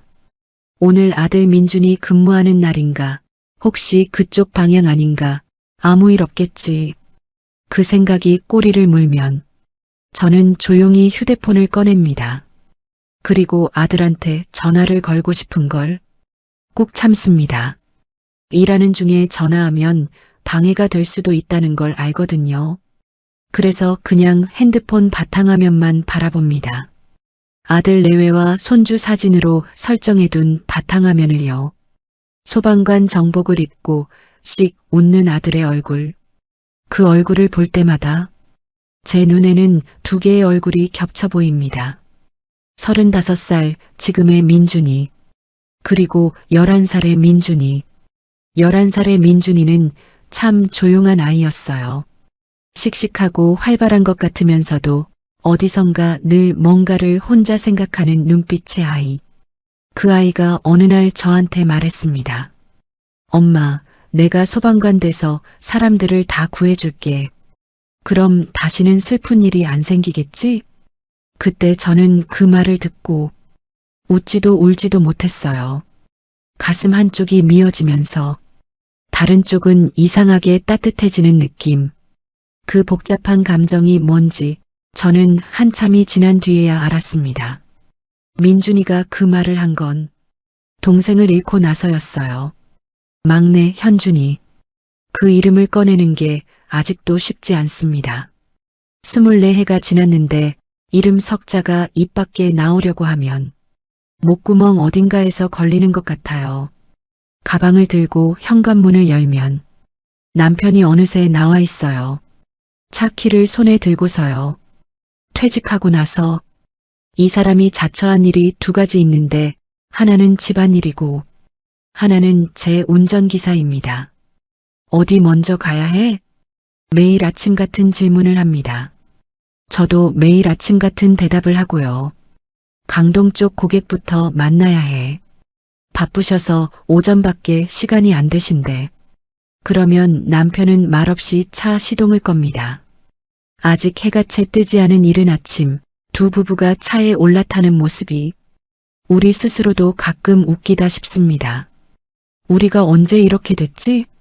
제가 그러면 남편이 피식 웃습니다. 차창 밖으로 아침 햇살이 번지기 시작합니다. 오늘도 하루가 시작됩니다. 62살 보험 설계사 정모란의 하루가요. 이 하루가 쉽지 않다는 걸 압니다. 그래도 살아야 한다는 것도 압니다. 살아야 할 이유가 이제는 충분히 많다는 것도 압니다. 그러니까 오늘도 가방을 들고 문을 나섭니다. 아들이 소방관 시험에 합격했다는 전화를 받던 날, 저는 한동안 말을 못했습니다. 엄마, 나 붙었어. 그 짧은 한마디에 눈물이 먼저 나왔어요. 기쁜 눈물인지, 안도의 눈물인지, 아니면 또 다른 무언가인지 저 스스로도 구분이 잘 안 됐습니다. 그냥 울었어요. 수화기를 붙들고 한참을요. 아들은 당황했던 것 같아요. 엄마, 왜 울어? 기쁜 거 아니야? 기쁘죠. 당연히 기뻤습니다. 근데 동시에 가슴 한켠이 사르르 내려앉는 느낌이 드는 건 어쩔 수 없었어요. 위험한 곳에 뛰어드는 직업인 사람, 불 속으로 무너지는 건물 안으로 남들이 다 피해 나오는 그 방향으로 달려 들어가야 하는 사람, 그게 제 아들이 되는 거잖아요. 처음 1년은 정말 힘들었습니다. 민준이가 근무를 들어가는 날이면 저는 잠을 잘 수가 없었어요. 새벽에 눈이 떠지면 자동으로 뉴스를 켭니다. 큰 화재는 없나, 사고 소식은 없나. 그러다 아무 일 없다는 걸 확인하고 나서야 다시 눈을 감습니다. 그래도 잠은 잘 안 와요. 제가 유독 예민한 게 있는데 바로 사이렌 소리입니다. 길을 걷다가도, 카페에 앉아 있다가도, 고객 상담을 하다가도 소방차 사이렌 소리가 들리면 저도 모르게 하던 것을 멈춥니다. 몸이 먼저 반응해요. 심장이 한 박자 빠르게 뛰고 귀가 소리를 쫓아가고 머릿속에서는 자동으로 계산이 시작됩니다. 20년째 남의 불행을 숫자로 계산하는 일을 해왔습니다. 사망보험금, 후유장애 등급, 보상 한도. 근데 이상하게도 제 아들 앞에서만큼은 그 어떤 숫자도 떠오르지 않아요. 감히 계산할 수가 없는 겁니다. 저는 잠시 생각을 했어요. 오늘 민준이 근무하는 날인가? 몇 시에 출근했지? 지금쯤 어디 있을까? 한 번은 고객 상담 중에 창밖으로 소방차가 지나간 적이 있어요. 사이렌 소리가 요란하게 울렸는데 저도 모르게 말을 멈추고 창밖을 봤습니다. 고객분이 이상하게 보셨는지 설계사님 괜찮으세요? 하고 물어보시더라고요. 아, 네. 죄송해요. 아들이 소방관인데 사이렌 소리가 들리길래. 그랬더니 그분이 한동안 조용히 계시다가 이렇게 말씀하셨어요. 와, 아드님이 소방관이시구나. 대단하신 분이네. 그 말 한마디에 제 어깨가 으쓱해졌습니다. 민준이는 자기 일 얘기를 많이 하지 않아요. 힘든 현장 이야기, 아찔했던 순간들, 그런 건 잘 꺼내지 않습니다. 엄마가 걱정할까봐 그러는 거 저는 알아요. 근데 어쩌다 한 번씩 술이 조금 들어간 날이면 아버지한테는 털어놓더라고요. 남편한테 들은 얘기가 있어요. 어느 날 아들이 퇴근하고 들렀는데 평소보다 말이 없고 표정이 어두웠대요. 남편이 말없이 소주를 한 잔 따라줬더니 민준이가 받아 마시고 한동안 있다가 꺼냈답니다. 아빠, 나 오늘 어떤 할머니 한 분 못 구했어. 남편이 아무 말도 안 하고 그냥 들어줬대요. 민준이가 불이 너무 빨리 번져서 라고 한마디 했다고 해요. 진짜 조금만 더 빨리 들어갔으면 됐는데 계속 그 생각이 나. 그 얘기를 남편한테 전해 듣고 저는 한참 아무 말도 못했습니다. 그 현장에서 민준이가 얼마나 괴로웠을까. 그 무게를 혼자 안고 퇴근하는 아들의 뒷모습이 눈앞에 그려지는 것 같았어요. 그날 밤 저는 몰래 울었습니다. 남편 모르게 이불 속에서요. 힘들어하는 민준이를 보니 24년 전 현준이가 떠나던 날이 생각났어요. 그해 가을이 왔을 때 저는 그게 저희 네 식구가 함께할 마지막 가을인 줄 몰랐습니다. 둘째 현준이가 뛰어놀던 그 가을, 낙엽이 떨어지면 발로 차고 바람이 불면 팔을 벌리고 세상 모든 게 신기하다는 듯 눈을 동그랗게 뜨고 바라보던 아이. 8살이었어요. 그날은 평범한 날이었습니다. 아무것도 특별하지 않은 그냥 흔한 가을 오후였어요. 저는 집에서 저녁 준비를 하고 있었고 현준이는 동네 친구들이랑 집 앞 놀이터에서 놀고 있었습니다. 민준이는 학교에서 막 돌아와 가방을 던져놓고 간식을 먹고 있었고 남편은 아직 퇴근 전이었어요. 그때 초인종이 울렸습니다. 나가보니 현준이 친구 엄마였어요. 얼굴이 하얗게 질려 있었습니다. 손이 떨리고 있었어요. 말을 잇지 못하고 저를 보는데 그 눈빛 하나로 저는 알았습니다.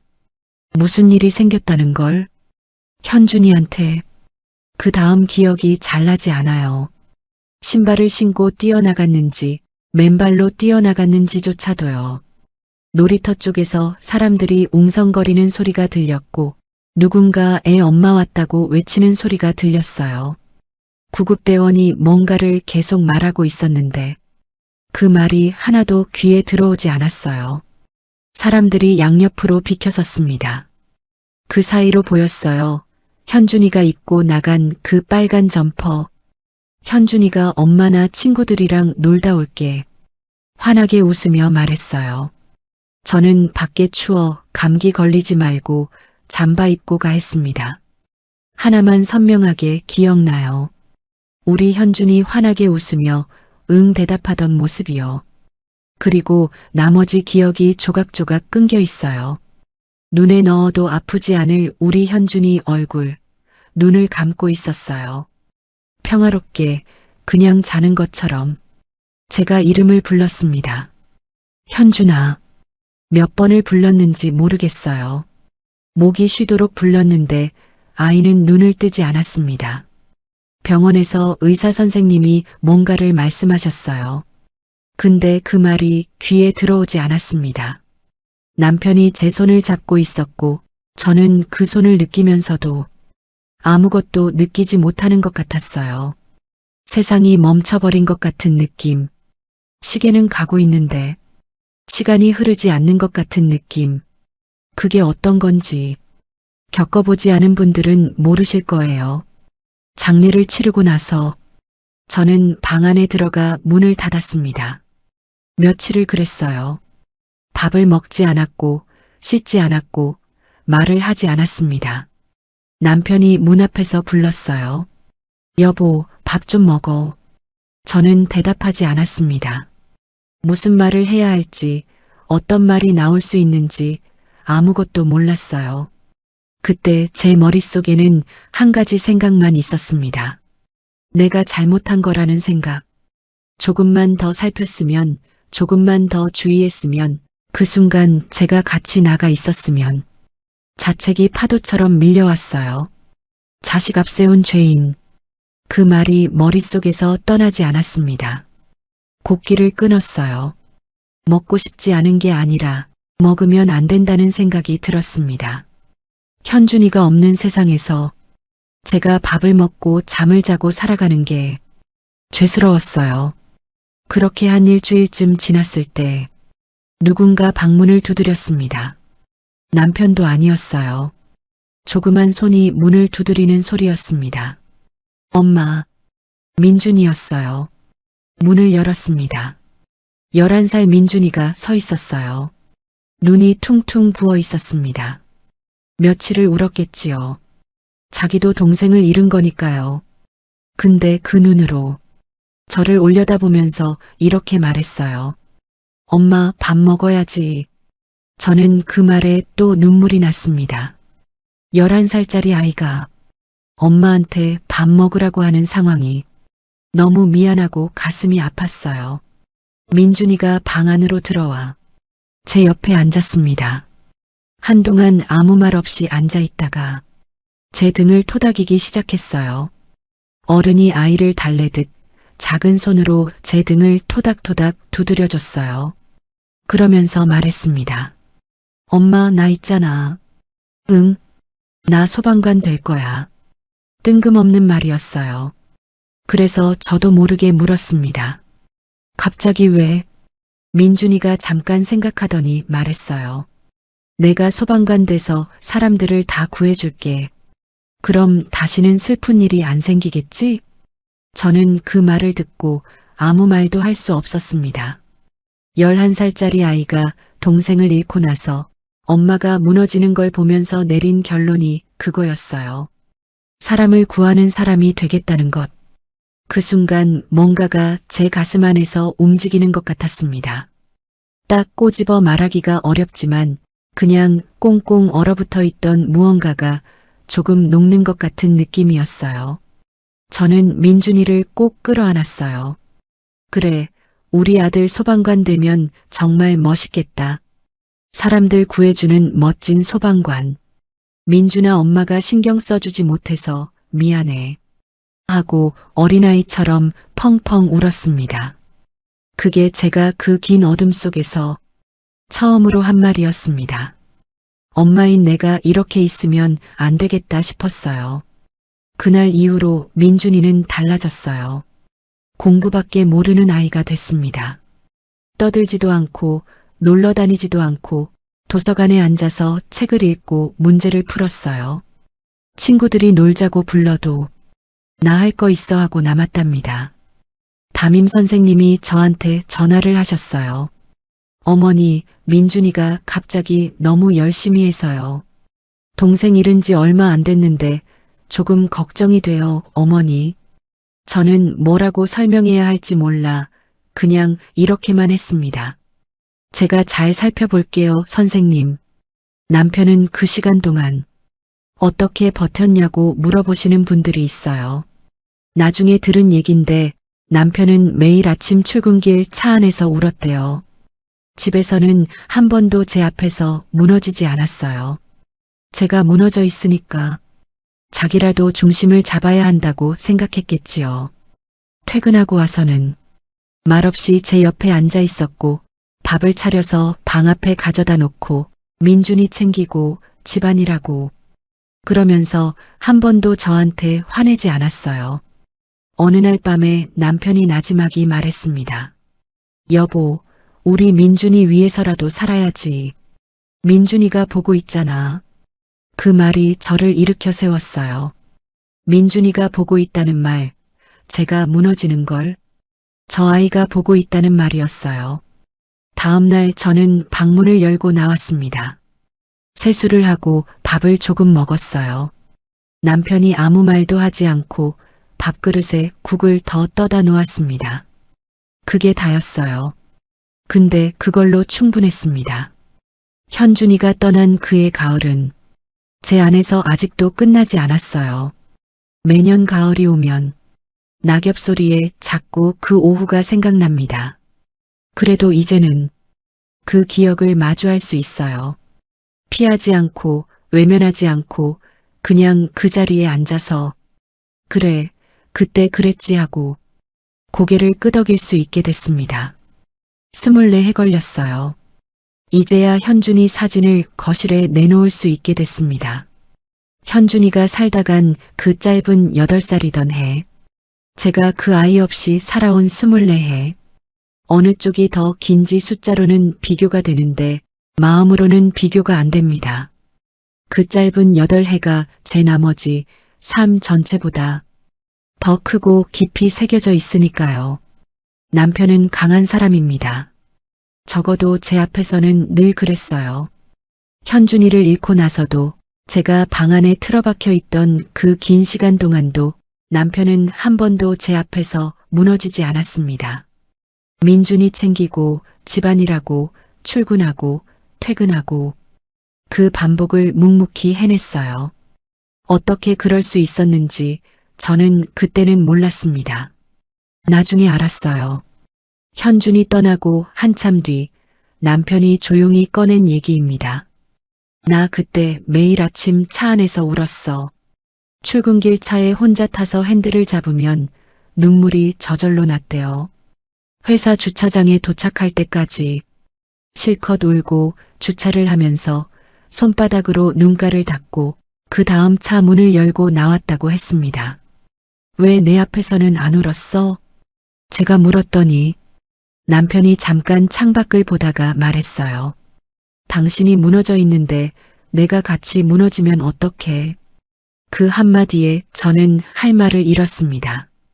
평생 무뚝뚝한 경상도 사내라고만 생각했는데 그 사람이 혼자 핸들을 잡고 펑펑 울고 있었다는 게 가슴에 콱 박혔어요. 남편은 원래 말이 없는 사람입니다. 감정을 잘 드러내지 않고 칭찬도 잘 안 하고 표현도 서툴러요. 결혼하고 나서 한동안은 그게 서운하기도 했어요. 다른 집 남편들은 꽃도 사다 주고 생일도 챙겨주고 다정한 말도 잘한다는데 우리 남편은 그런 게 없었거든요. 근데 현준이를 잃고 나서 저는 알았습니다. 이 사람이 표현하는 방식이 남들이랑 다를 뿐이라는 걸. 말 대신 밥을 차려 제 방 앞에 놓는 것, 말 대신 제 옆에 말없이 앉아 있는 것, 말 대신 손을 슬쩍 잡아주는 것. 그게 이 사람이 사랑을 표현하는 방식이었어요. 남편이 퇴직한 건 2년 전입니다. 중견 건설업체에서 38년을 일했어요. 현장 관리직으로 시작해서 팀장, 부장을 거쳐 임원 직전까지 올라갔습니다. 그 회사가 남편 인생의 전부라고 해도 과언이 아니었어요. 그러니 퇴직하고 나서 얼마나 허전하겠어요. 근데 이 사람이 퇴직하자마자 자기 할 일을 스스로 정했습니다. 첫째, 집안일. 둘째, 제 운전기사. 당신 힘들잖아. 이제 좀 쉬어. 제가 말했더니 남편이 씩 웃으면서 말했어요. 이게 다가 아니야. 나는 우리 집 지키고 당신 지키는 게 내 마지막 직업이야. 처음엔 좀 어색했어요. 갑자기 앞치마를 두르고 주방에 서 있으니까요. 찌개는 좀 짜고 청소는 구석을 빠뜨리고 빨래는 색깔 구분 없이 같이 돌리고. 그래서 처음엔 제가 뒤에서 다시 하기도 했어요. 근데 어느 순간부터 그냥 두기로 했습니다. 잘하고 못하고가 문제가 아니라 하려고 한다는 것 자체가 고마운 거니까요. 아침마다 남편이 먼저 일어납니다. 제가 세수하고 가방 챙기는 동안 남편은 커피를 타놓고 차키를 들고 있어요. 어디 먼저야? 매일 같은 질문입니다. 처음엔 그게 당연하지 않았어요. 이 사람이 내 운전기사가 되겠다고 했을 때 솔직히 반신반의했거든요. 한 달이나 갈까 싶었습니다. 근데 2년이 지난 지금도 남편은 매일 아침 차키를 들고 기다립니다. 비가 와도 더워도 추워도 한 번도 빠진 적이 없어요. 가끔 제가 늦게 나오면 투덜거리긴 합니다. 빨리 좀 나오지. 근데 그 투덜거림도 이제는 정겨워요.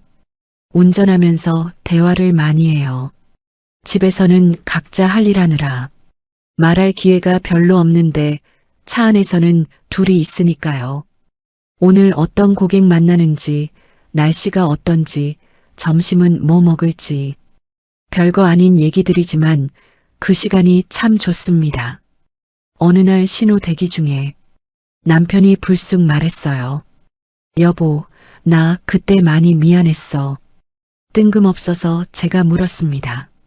뭐가? 현준이 사고 난 날 당신 혼자 너무 힘들었잖아. 내가 더 잘 챙겼어야 했는데. 저는 잠깐 창밖을 봤습니다. 신호등이 초록으로 바뀌었어요. 무슨 소리야. 당신 덕에 내가 버텼지. 근데 나도 미안해. 그때 내 슬픔에만 빠져서 당신이랑 민준이한테 너무 신경을 못 써줬잖아. 남편이 아무 말 없이 제 손 위에 손을 얹었어요. 그리고 차를 출발시켰어요. 그게 다였습니다. 우리 부부가 그 얘기를 나눈 게 그게 처음이자 마지막이었어요. 많은 말이 필요 없었습니다. 그걸로 충분했어요. 저녁이면 남편이 발을 주물러 줍니다. 제가 하루 종일 걸어 다니니까 발이 많이 붓거든요. 소파에 앉아서 발을 내밀면 남편이 말없이 주물러줘요. 그 손이 참 투박합니다. 건설 현장에서 일한 손이라 거칠고 두꺼워요. 근데 그 투박한 손이 발을 주물러줄 때 이상하게 눈물이 날 것 같은 기분이 들어요. 이 사람이랑 살아온 세월이 올해로 36년입니다. 현준이를 잃은 것도 함께였고 민준이가 소방관 된 것도 함께 봤고 손주 태어나는 것도 함께였어요. 기쁜 것도 슬픈 것도 다 이 사람이랑 같이였습니다. 가끔 남편이 운전하는 옆모습을 볼 때가 있어요. 머리에 흰머리가 많이 늘었고 이마에 주름이 깊어졌고 예전보다 작아진 것 같기도 합니다. 같이 늙어가고 있다는 게 새삼스럽게 느껴질 때가 있어요. 슬프지는 않아요. 오히려 이상하게 든든합니다. 이 사람이 옆에 있는 한 저도 괜찮을 것 같다는 느낌이에요. 무뚝뚝한 경상도 사내. 말보다 행동으로, 표현보다 곁으로, 꽃다발보다 따뜻한 손으로 그렇게 36년을 제 옆에 있어준 사람. 나는 우리 집 지키고 당신 지키는 게 내 마지막 직업이야. 그 말이 어떤 사랑 고백보다 제 마음에 깊이 남았습니다. 보험 설계사를 시작한 건 누가 권유해서도 아니었고 꼭 하고 싶어서도 아니었습니다. 그냥 집에만 있으면 죽을 것 같았어요. 현준이가 없는 집 안에서 아이 흔적이 가득한 공간 안에서 가만히 앉아 있으면 벽이 저를 조여오는 것 같은 느낌이 들었습니다. 현준이가 좋아하던 장난감이 그대로 있고 현준이가 긁어놓은 벽지 자국이 그대로 있고 현준이가 쓰던 밥그릇이 그대로 있는데 정작 현준이만 없는 그 공간이 저한테는 버티기가 너무 힘들었어요. 남편이 출근하고 민준이가 학교 가면 집안에 저 혼자 남았습니다. 그 고요함이 견디기 어려웠어요. 소리가 없으면 생각이 많아지고 생각이 많아지면 자꾸 그날로 돌아가게 되고 그러면 하루를 버티는 게 너무 힘들었습니다. 어떤 날은 아침부터 저녁까지 소파에 앉아서 한 발짝도 움직이지 못한 날도 있었어요. 그러다 남편이 퇴근해서 들어오면 오늘 밥은 먹었어? 하고 물었고 저는 고개를 젓는 날이 더 많았습니다. 그러던 어느 날 동네 아는 언니가 찾아왔어요. 오래 알고 지낸 사이였는데 현준이 일 이후로 저를 걱정해서 가끔 들러주던 분이었습니다. 그날도 그냥 얼굴 보러 왔다면서 차 한잔 마시다가 조심스럽게 말을 꺼냈어요. 모라나, 나 지금 보험 일하고 있는데 너도 한번 해볼 생각 없어? 집에만 있는 것보다 나을 때가 생기는 게 지금 너한테는 더 나을 것 같아서 처음엔 거절했습니다. 제가 무슨 보험 설계사냐고 사람 만나는 일은 자신도 없고 말주변도 없다고 했어요. 근데 그 언니가 일어서면서 딱 한마디를 남겼어요. 모라나, 지금 내가 뭘 잘하고 못하고가 중요한 게 아니야. 일단 나와야 살아. 그 말이 며칠 동안 머릿속에 맴돌았습니다. 일단 나와야 살아. 맞는 말이었어요. 이대로 집안에 있으면 제가 진짜 사라질 것 같다는 걸 저 스스로도 알고 있었거든요. 그래서 전화를 했습니다. 언니, 나 한번 해볼게. 처음 출근하던 날을 지금도 기억해요. 버스를 타고 사무실에 가는데 손이 떨렸습니다. 낯선 사람들 앞에 서는 것도 무서웠고 뭔가를 새로 배운다는 것도 막막했고 내가 과연 이걸 할 수 있을까 싶었어요. 사무실 문을 열고 들어갔을 때 사람들이 일제히 저를 쳐다봤습니다. 그 눈빛들이 너무 부담스러워서 고개를 숙이고 구석자리에 앉았어요. 그날 하루 종일 아무 말도 못했습니다. 교육이 시작되고 나서도 한동안은 힘들었어요.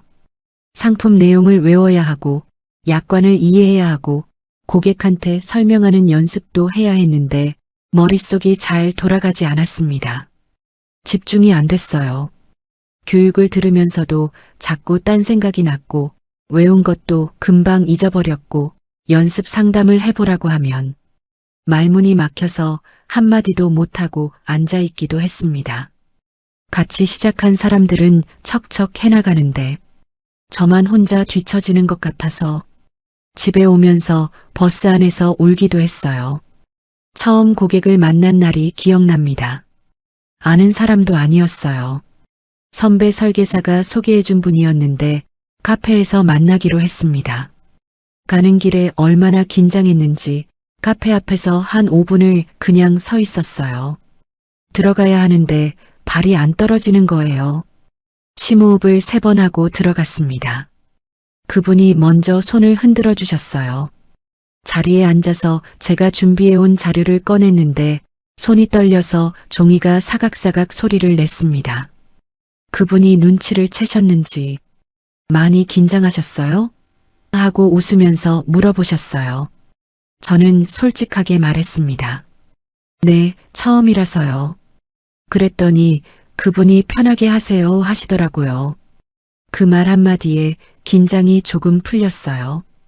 그러면서 생각했습니다. 사람이 사람을 살리는구나. 그날 계약은 성사되지 않았어요. 그분이 좀 더 생각해 보겠다고 하셨고 저는 괜찮다고 하고 일어났습니다. 근데 이상하게 기분이 나쁘지 않았어요. 계약을 못했는데도 누군가 앞에 앉아서 말을 나눴다는 것 자체가 저한테는 큰 일이었거든요. 집에 와서 남편한테 말했습니다. 나 오늘 고객 만났어. 남편이 밥을 뜨다 말고 고개를 들더니 어땠어? 하고 물었어요. 계약은 못했는데 그래도 괜찮았어. 남편이 말없이 고개를 끄덕이고 밥그릇에 반찬을 더 얹어줬습니다. 조금씩 달라지기 시작했어요. 사람들을 만나는 게 덜 무서워지고 말문이 조금씩 트이고 상품 설명도 점점 자연스러워졌습니다. 무엇보다 달라진 건 아침에 나갈 이유가 생겼다는 거예요. 나가야 할 곳이 있고 만나야 할 사람이 있고 해야 할 일이 있다는 게 그때 저한테는 정말 큰 힘이 됐습니다. 어느 날부터 이 일이 다르게 느껴지기 시작했어요. 한 고객분이 상담을 하다가 솔직히 보험이 필요한지도 모르겠어요 하셨는데 저는 그 말에 이렇게 대답했습니다. 그렇게 느끼시는 게 당연해요. 아무 일도 없을 때는 보험이 보이지 않거든요. 근데 일이 생기고 나면 미리 준비해뒀다는 게 얼마나 다행인지 몰라요. 말을 하면서 저는 속으로 생각했습니다.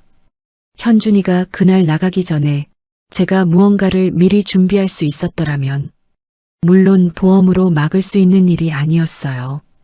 근데 그 마음이 이 일로 연결되는 것 같았습니다. 누군가의 불행을 미리 막아주는 일. 아니, 정확히는 불행이 왔을 때 그 사람이 무너지지 않도록 붙잡아주는 일. 그게 마치 제가 현준이를 대신해서 세상을 조금 지키는 일처럼 느껴지기 시작했어요. 20년이 지났습니다. 발바닥에 땀이 나도록 뛰어다닌 세월이에요.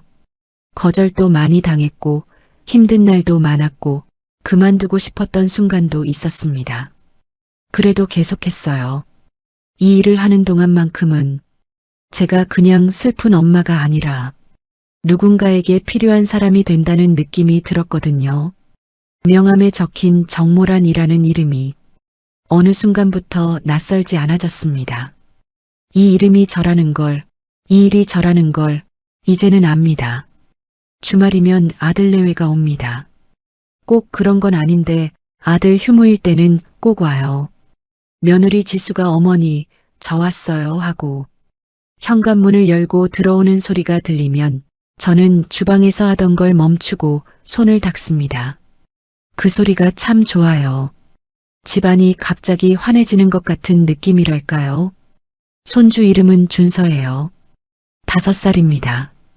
현관문이 열리기가 무섭게 할머니 하고 소리를 지르면서 뛰어들어옵니다. 작은 발이 마루를 쿵쿵 두드리는 소리, 팔을 벌리고 달려오는 그 모습이 볼 때마다 웃음이 나요.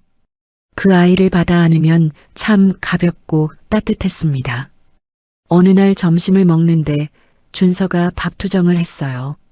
시금치나물을 안 먹겠다고 숟가락으로 밀어내면서 입을 삐쭉 내밀었습니다.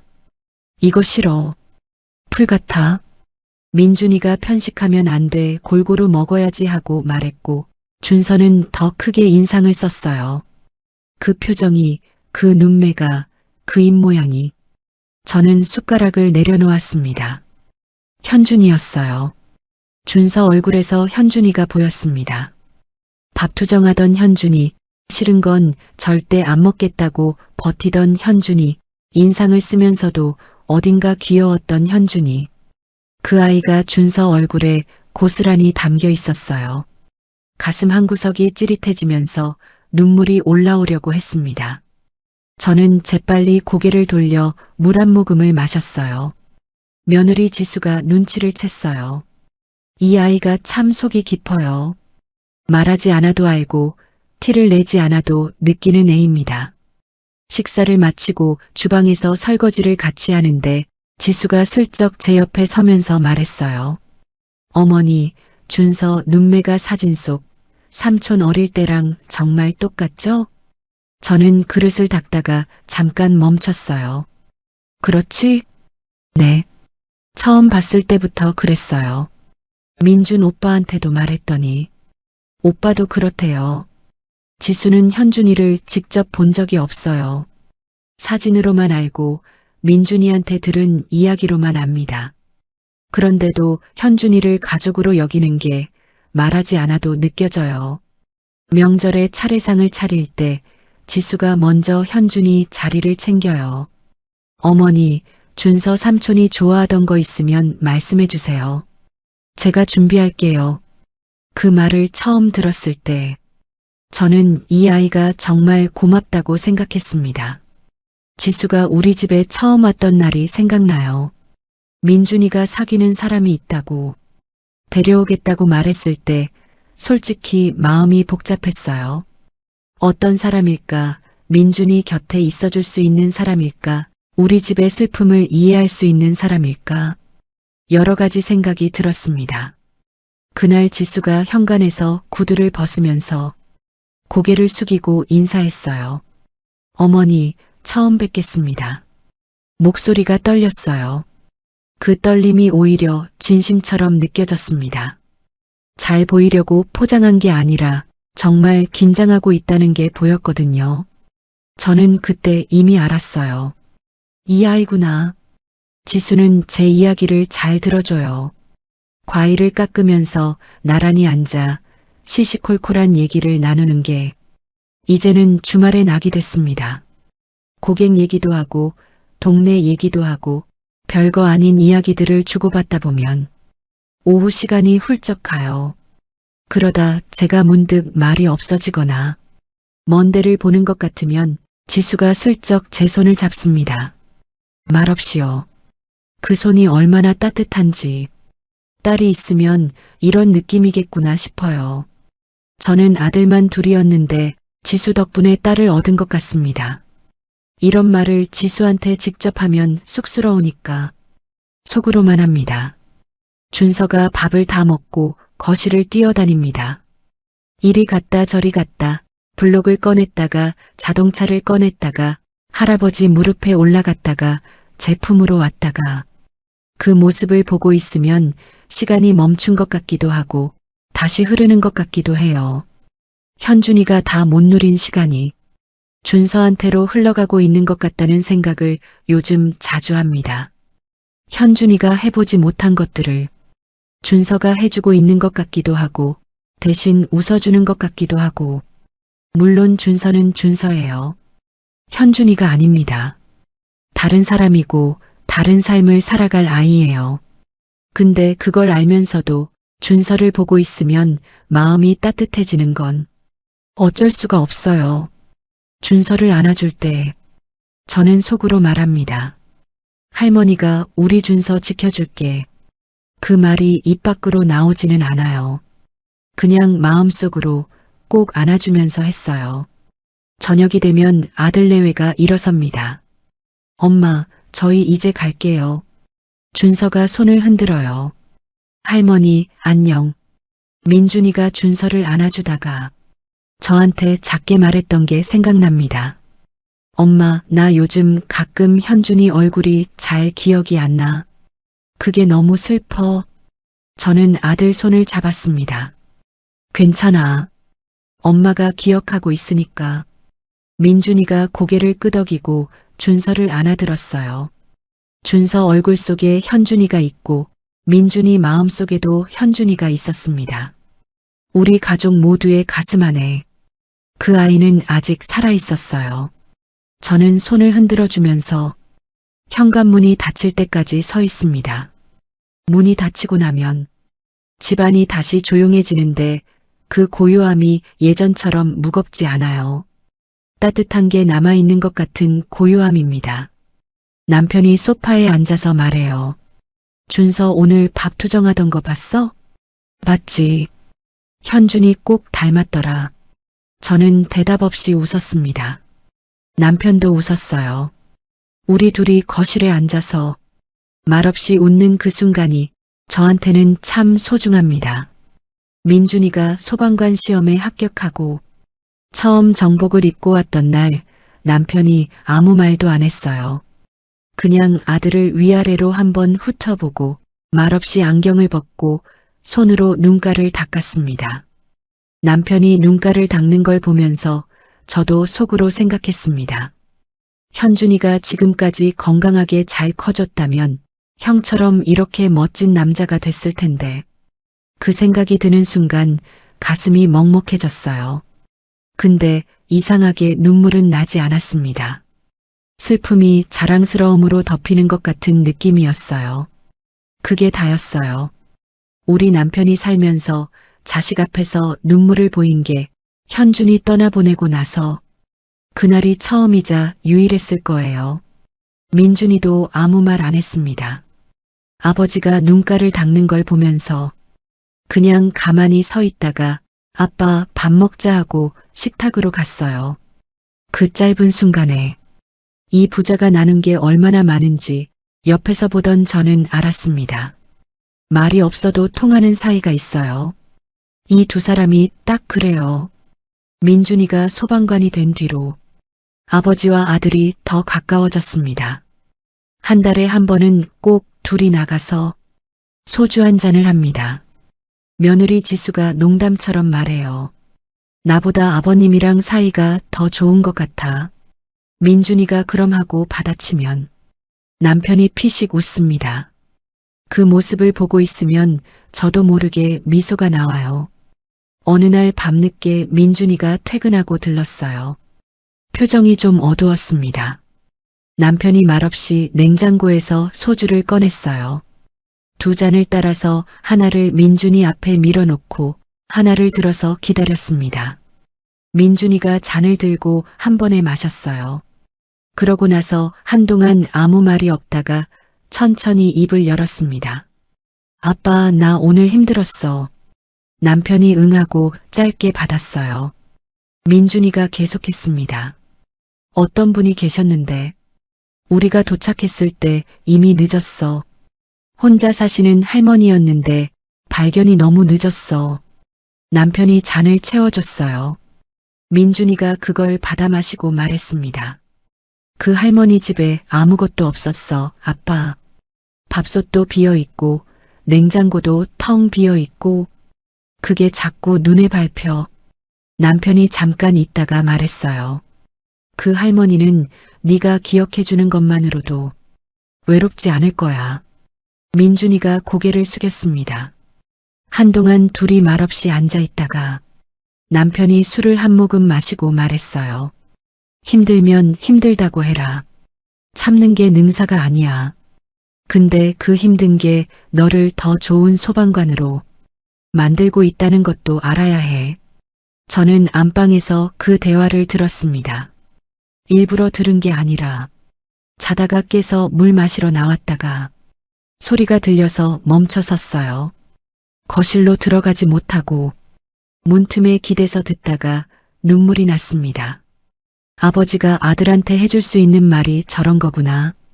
저는 아들한테 조심해, 다치지 마. 그 말밖에 못하는데 이 사람은 아들 마음속으로 들어가서 딱 필요한 말을 꺼내줄 줄 아는 거예요. 남편이 퇴직하고 나서 민준이랑 더 자주 만나게 됐습니다. 예전엔 바빠서 못 챙기던 것들을 지금은 시간이 있으니까 챙기게 됐어요. 민준이 근무 일정을 외우고 있다가 쉬는 날이면 연락을 먼저 해요.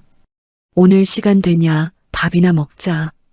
민준이가 아빠 왜 이렇게 연락을 자주 해 하고 웃으면서 오는 날도 있고 아빠, 나 좀 쉬고 싶어 하고 솔직하게 말하는 날도 있어요. 그러면 남편이 그래, 쉬어라 하고 물러섭니다. 억지로 붙잡지 않는 게 이 사람이 자식 대하는 방식이에요.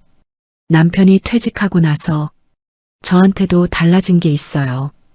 예전엔 제가 혼자 감당하던 것들을 이제는 이 사람이 같이 들어줘요. 고객한테 힘든 일이 있었던 날, 아무 이유 없이 그냥 기운이 없는 날, 말 안 해도 얼굴만 보면 알고 소파에 앉으면 발을 내놓으라는 듯 무릎을 내밀어요. 그 투박한 손으로 발을 주물러 주면서 오늘 많이 걸었구먼 하고 한마디 합니다. 그게 전부인데 그게 왜 그렇게 위로가 되는지. 나는 우리 집 지키고 당신 지키는 게 내 마지막 직업이야.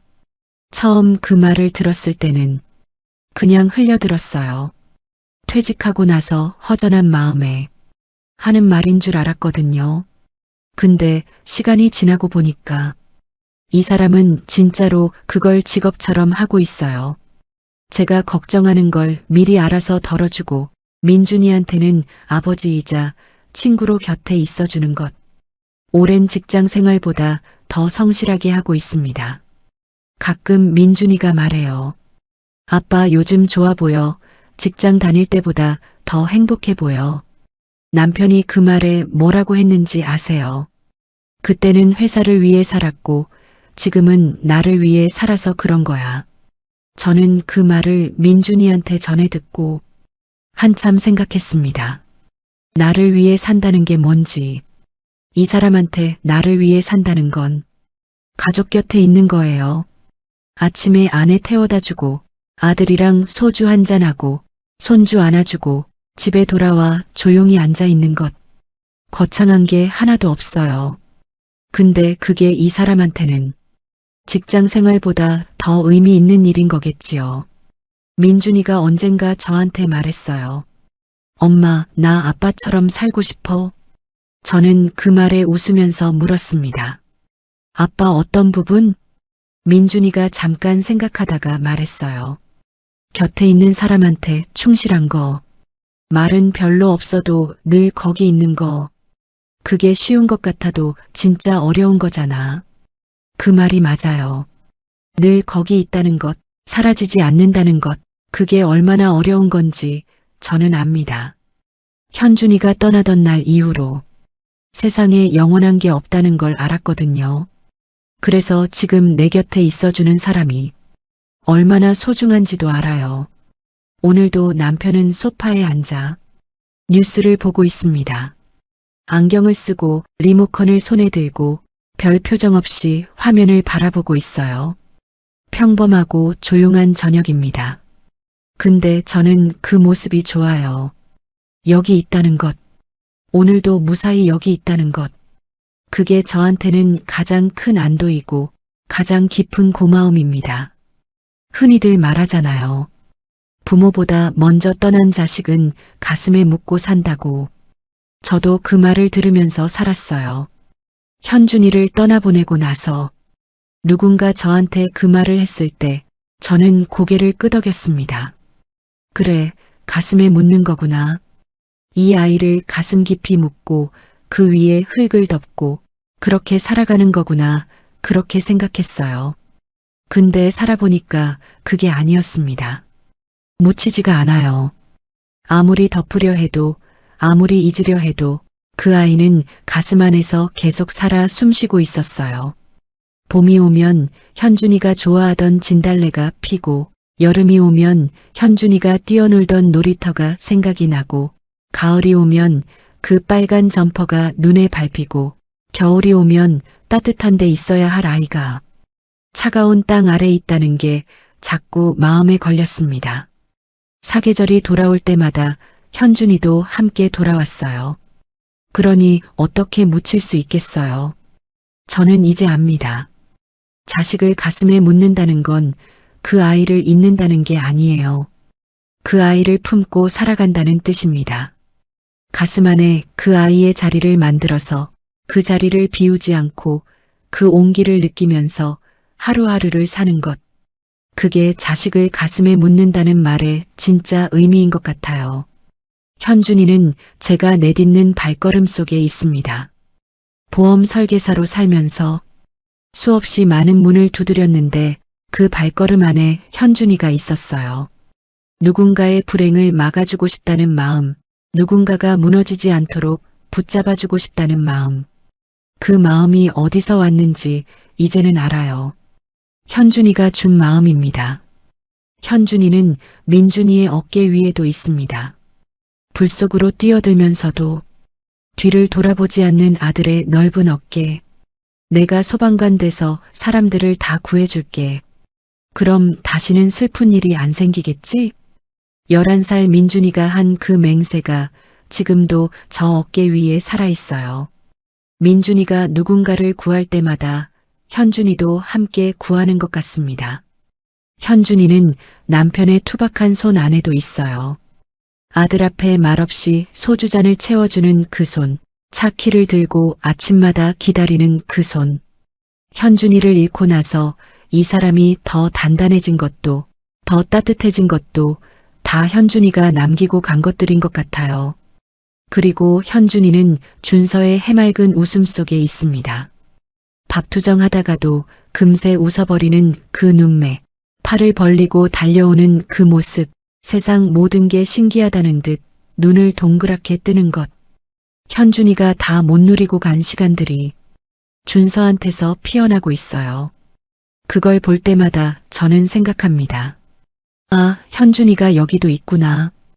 여기서도 이렇게 살고 있구나. 민준이가 어느 날 저한테 말했어요. 엄마, 나 현장에 나갈 때마다 내가 구하는 사람 한 명 한 명이 우리 막내라고 생각하고 뛰어. 저는 그 말을 듣고 한동안 말을 못했습니다. 그 말이 너무 아프면서도 너무 고마우면서도 너무 자랑스러워서요. 현준이가 떠나면서 우리 가족한테 남긴 게 이런 거구나. 슬픔만 남긴 게 아니라 사람을 살리는 마음을 남기고 갔구나. 슬픔은 사라지지 않아요. 솔직히 말씀드리면 지금도 올 때가 있습니다. 혼자 차를 타고 가다가 가을 낙엽이 떨어지는 걸 보다가 아무 이유 없이 그냥 갑자기 그럴 때는 그냥 울어요. 참지 않아요. 이제는 그 눈물이 제 삶의 일부라는 걸 알거든요. 슬픔을 억지로 지우려 하면 오히려 더 커지더라고요. 못 본 척 외면하면 더 큰 소리로 불러요. 근데 그냥 인정하면 그래, 나 아직도 슬프다. 그래, 나 아직도 보고 싶다 하고 받아들이면 이상하게 숨을 쉴 수가 있어요. 슬픔이 저를 집어삼키는 게 아니라 제가 슬픔을 품게 되는 것 같은 느낌. 그게 어린아들을 먼저 떠나보내고 제가 배운 것입니다. 지금 이 이야기를 듣고 계신 분들 중에 저와 같은 마음을 가진 분이 계실 것 같아요. 먼저 보낸 아이를 생각하며 오늘도 하루를 버티고 계신 분. 웃다가도 문득 멈추게 되는 분. 아무렇지 않은 척하다가 혼자 있을 때 무너지는 분. 그분들께 드리고 싶은 말이 있어요. 잘 묻히지 않아도 괜찮습니다. 자꾸 생각나도 괜찮아요. 그 아이를 잊지 못한다고 해서 이상한 게 아닙니다. 그게 사랑이거든요. 죽음보다 강한, 시간보다 긴 그 사랑이 아직 살아있다는 증거예요. 다만 이것 하나만 부탁드리고 싶어요. 그 슬픔이 당신을 집어삼키도록 내버려 두지는 마세요. 그 아이가 당신을 사랑했던 것처럼 당신도 당신 자신을 사랑해 주세요.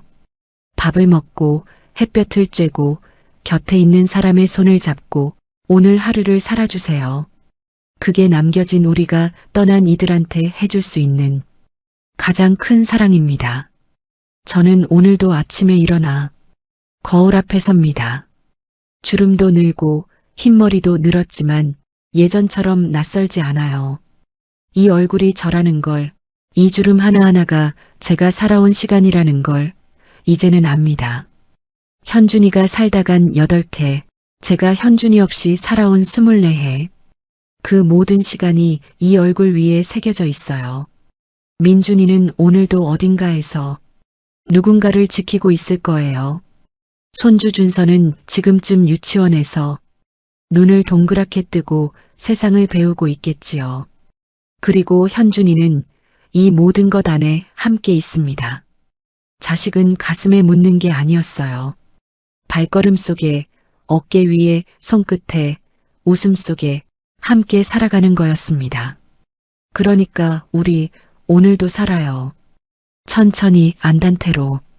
오늘 전해드린 이야기가 여러분의 마음 한구석에 작은 울림이 되었기를 바랍니다. 모든 날들이 온전히 평온하시길 바라며 귀한 시간 내어 끝까지 함께 해주셔서 진심으로 고맙습니다.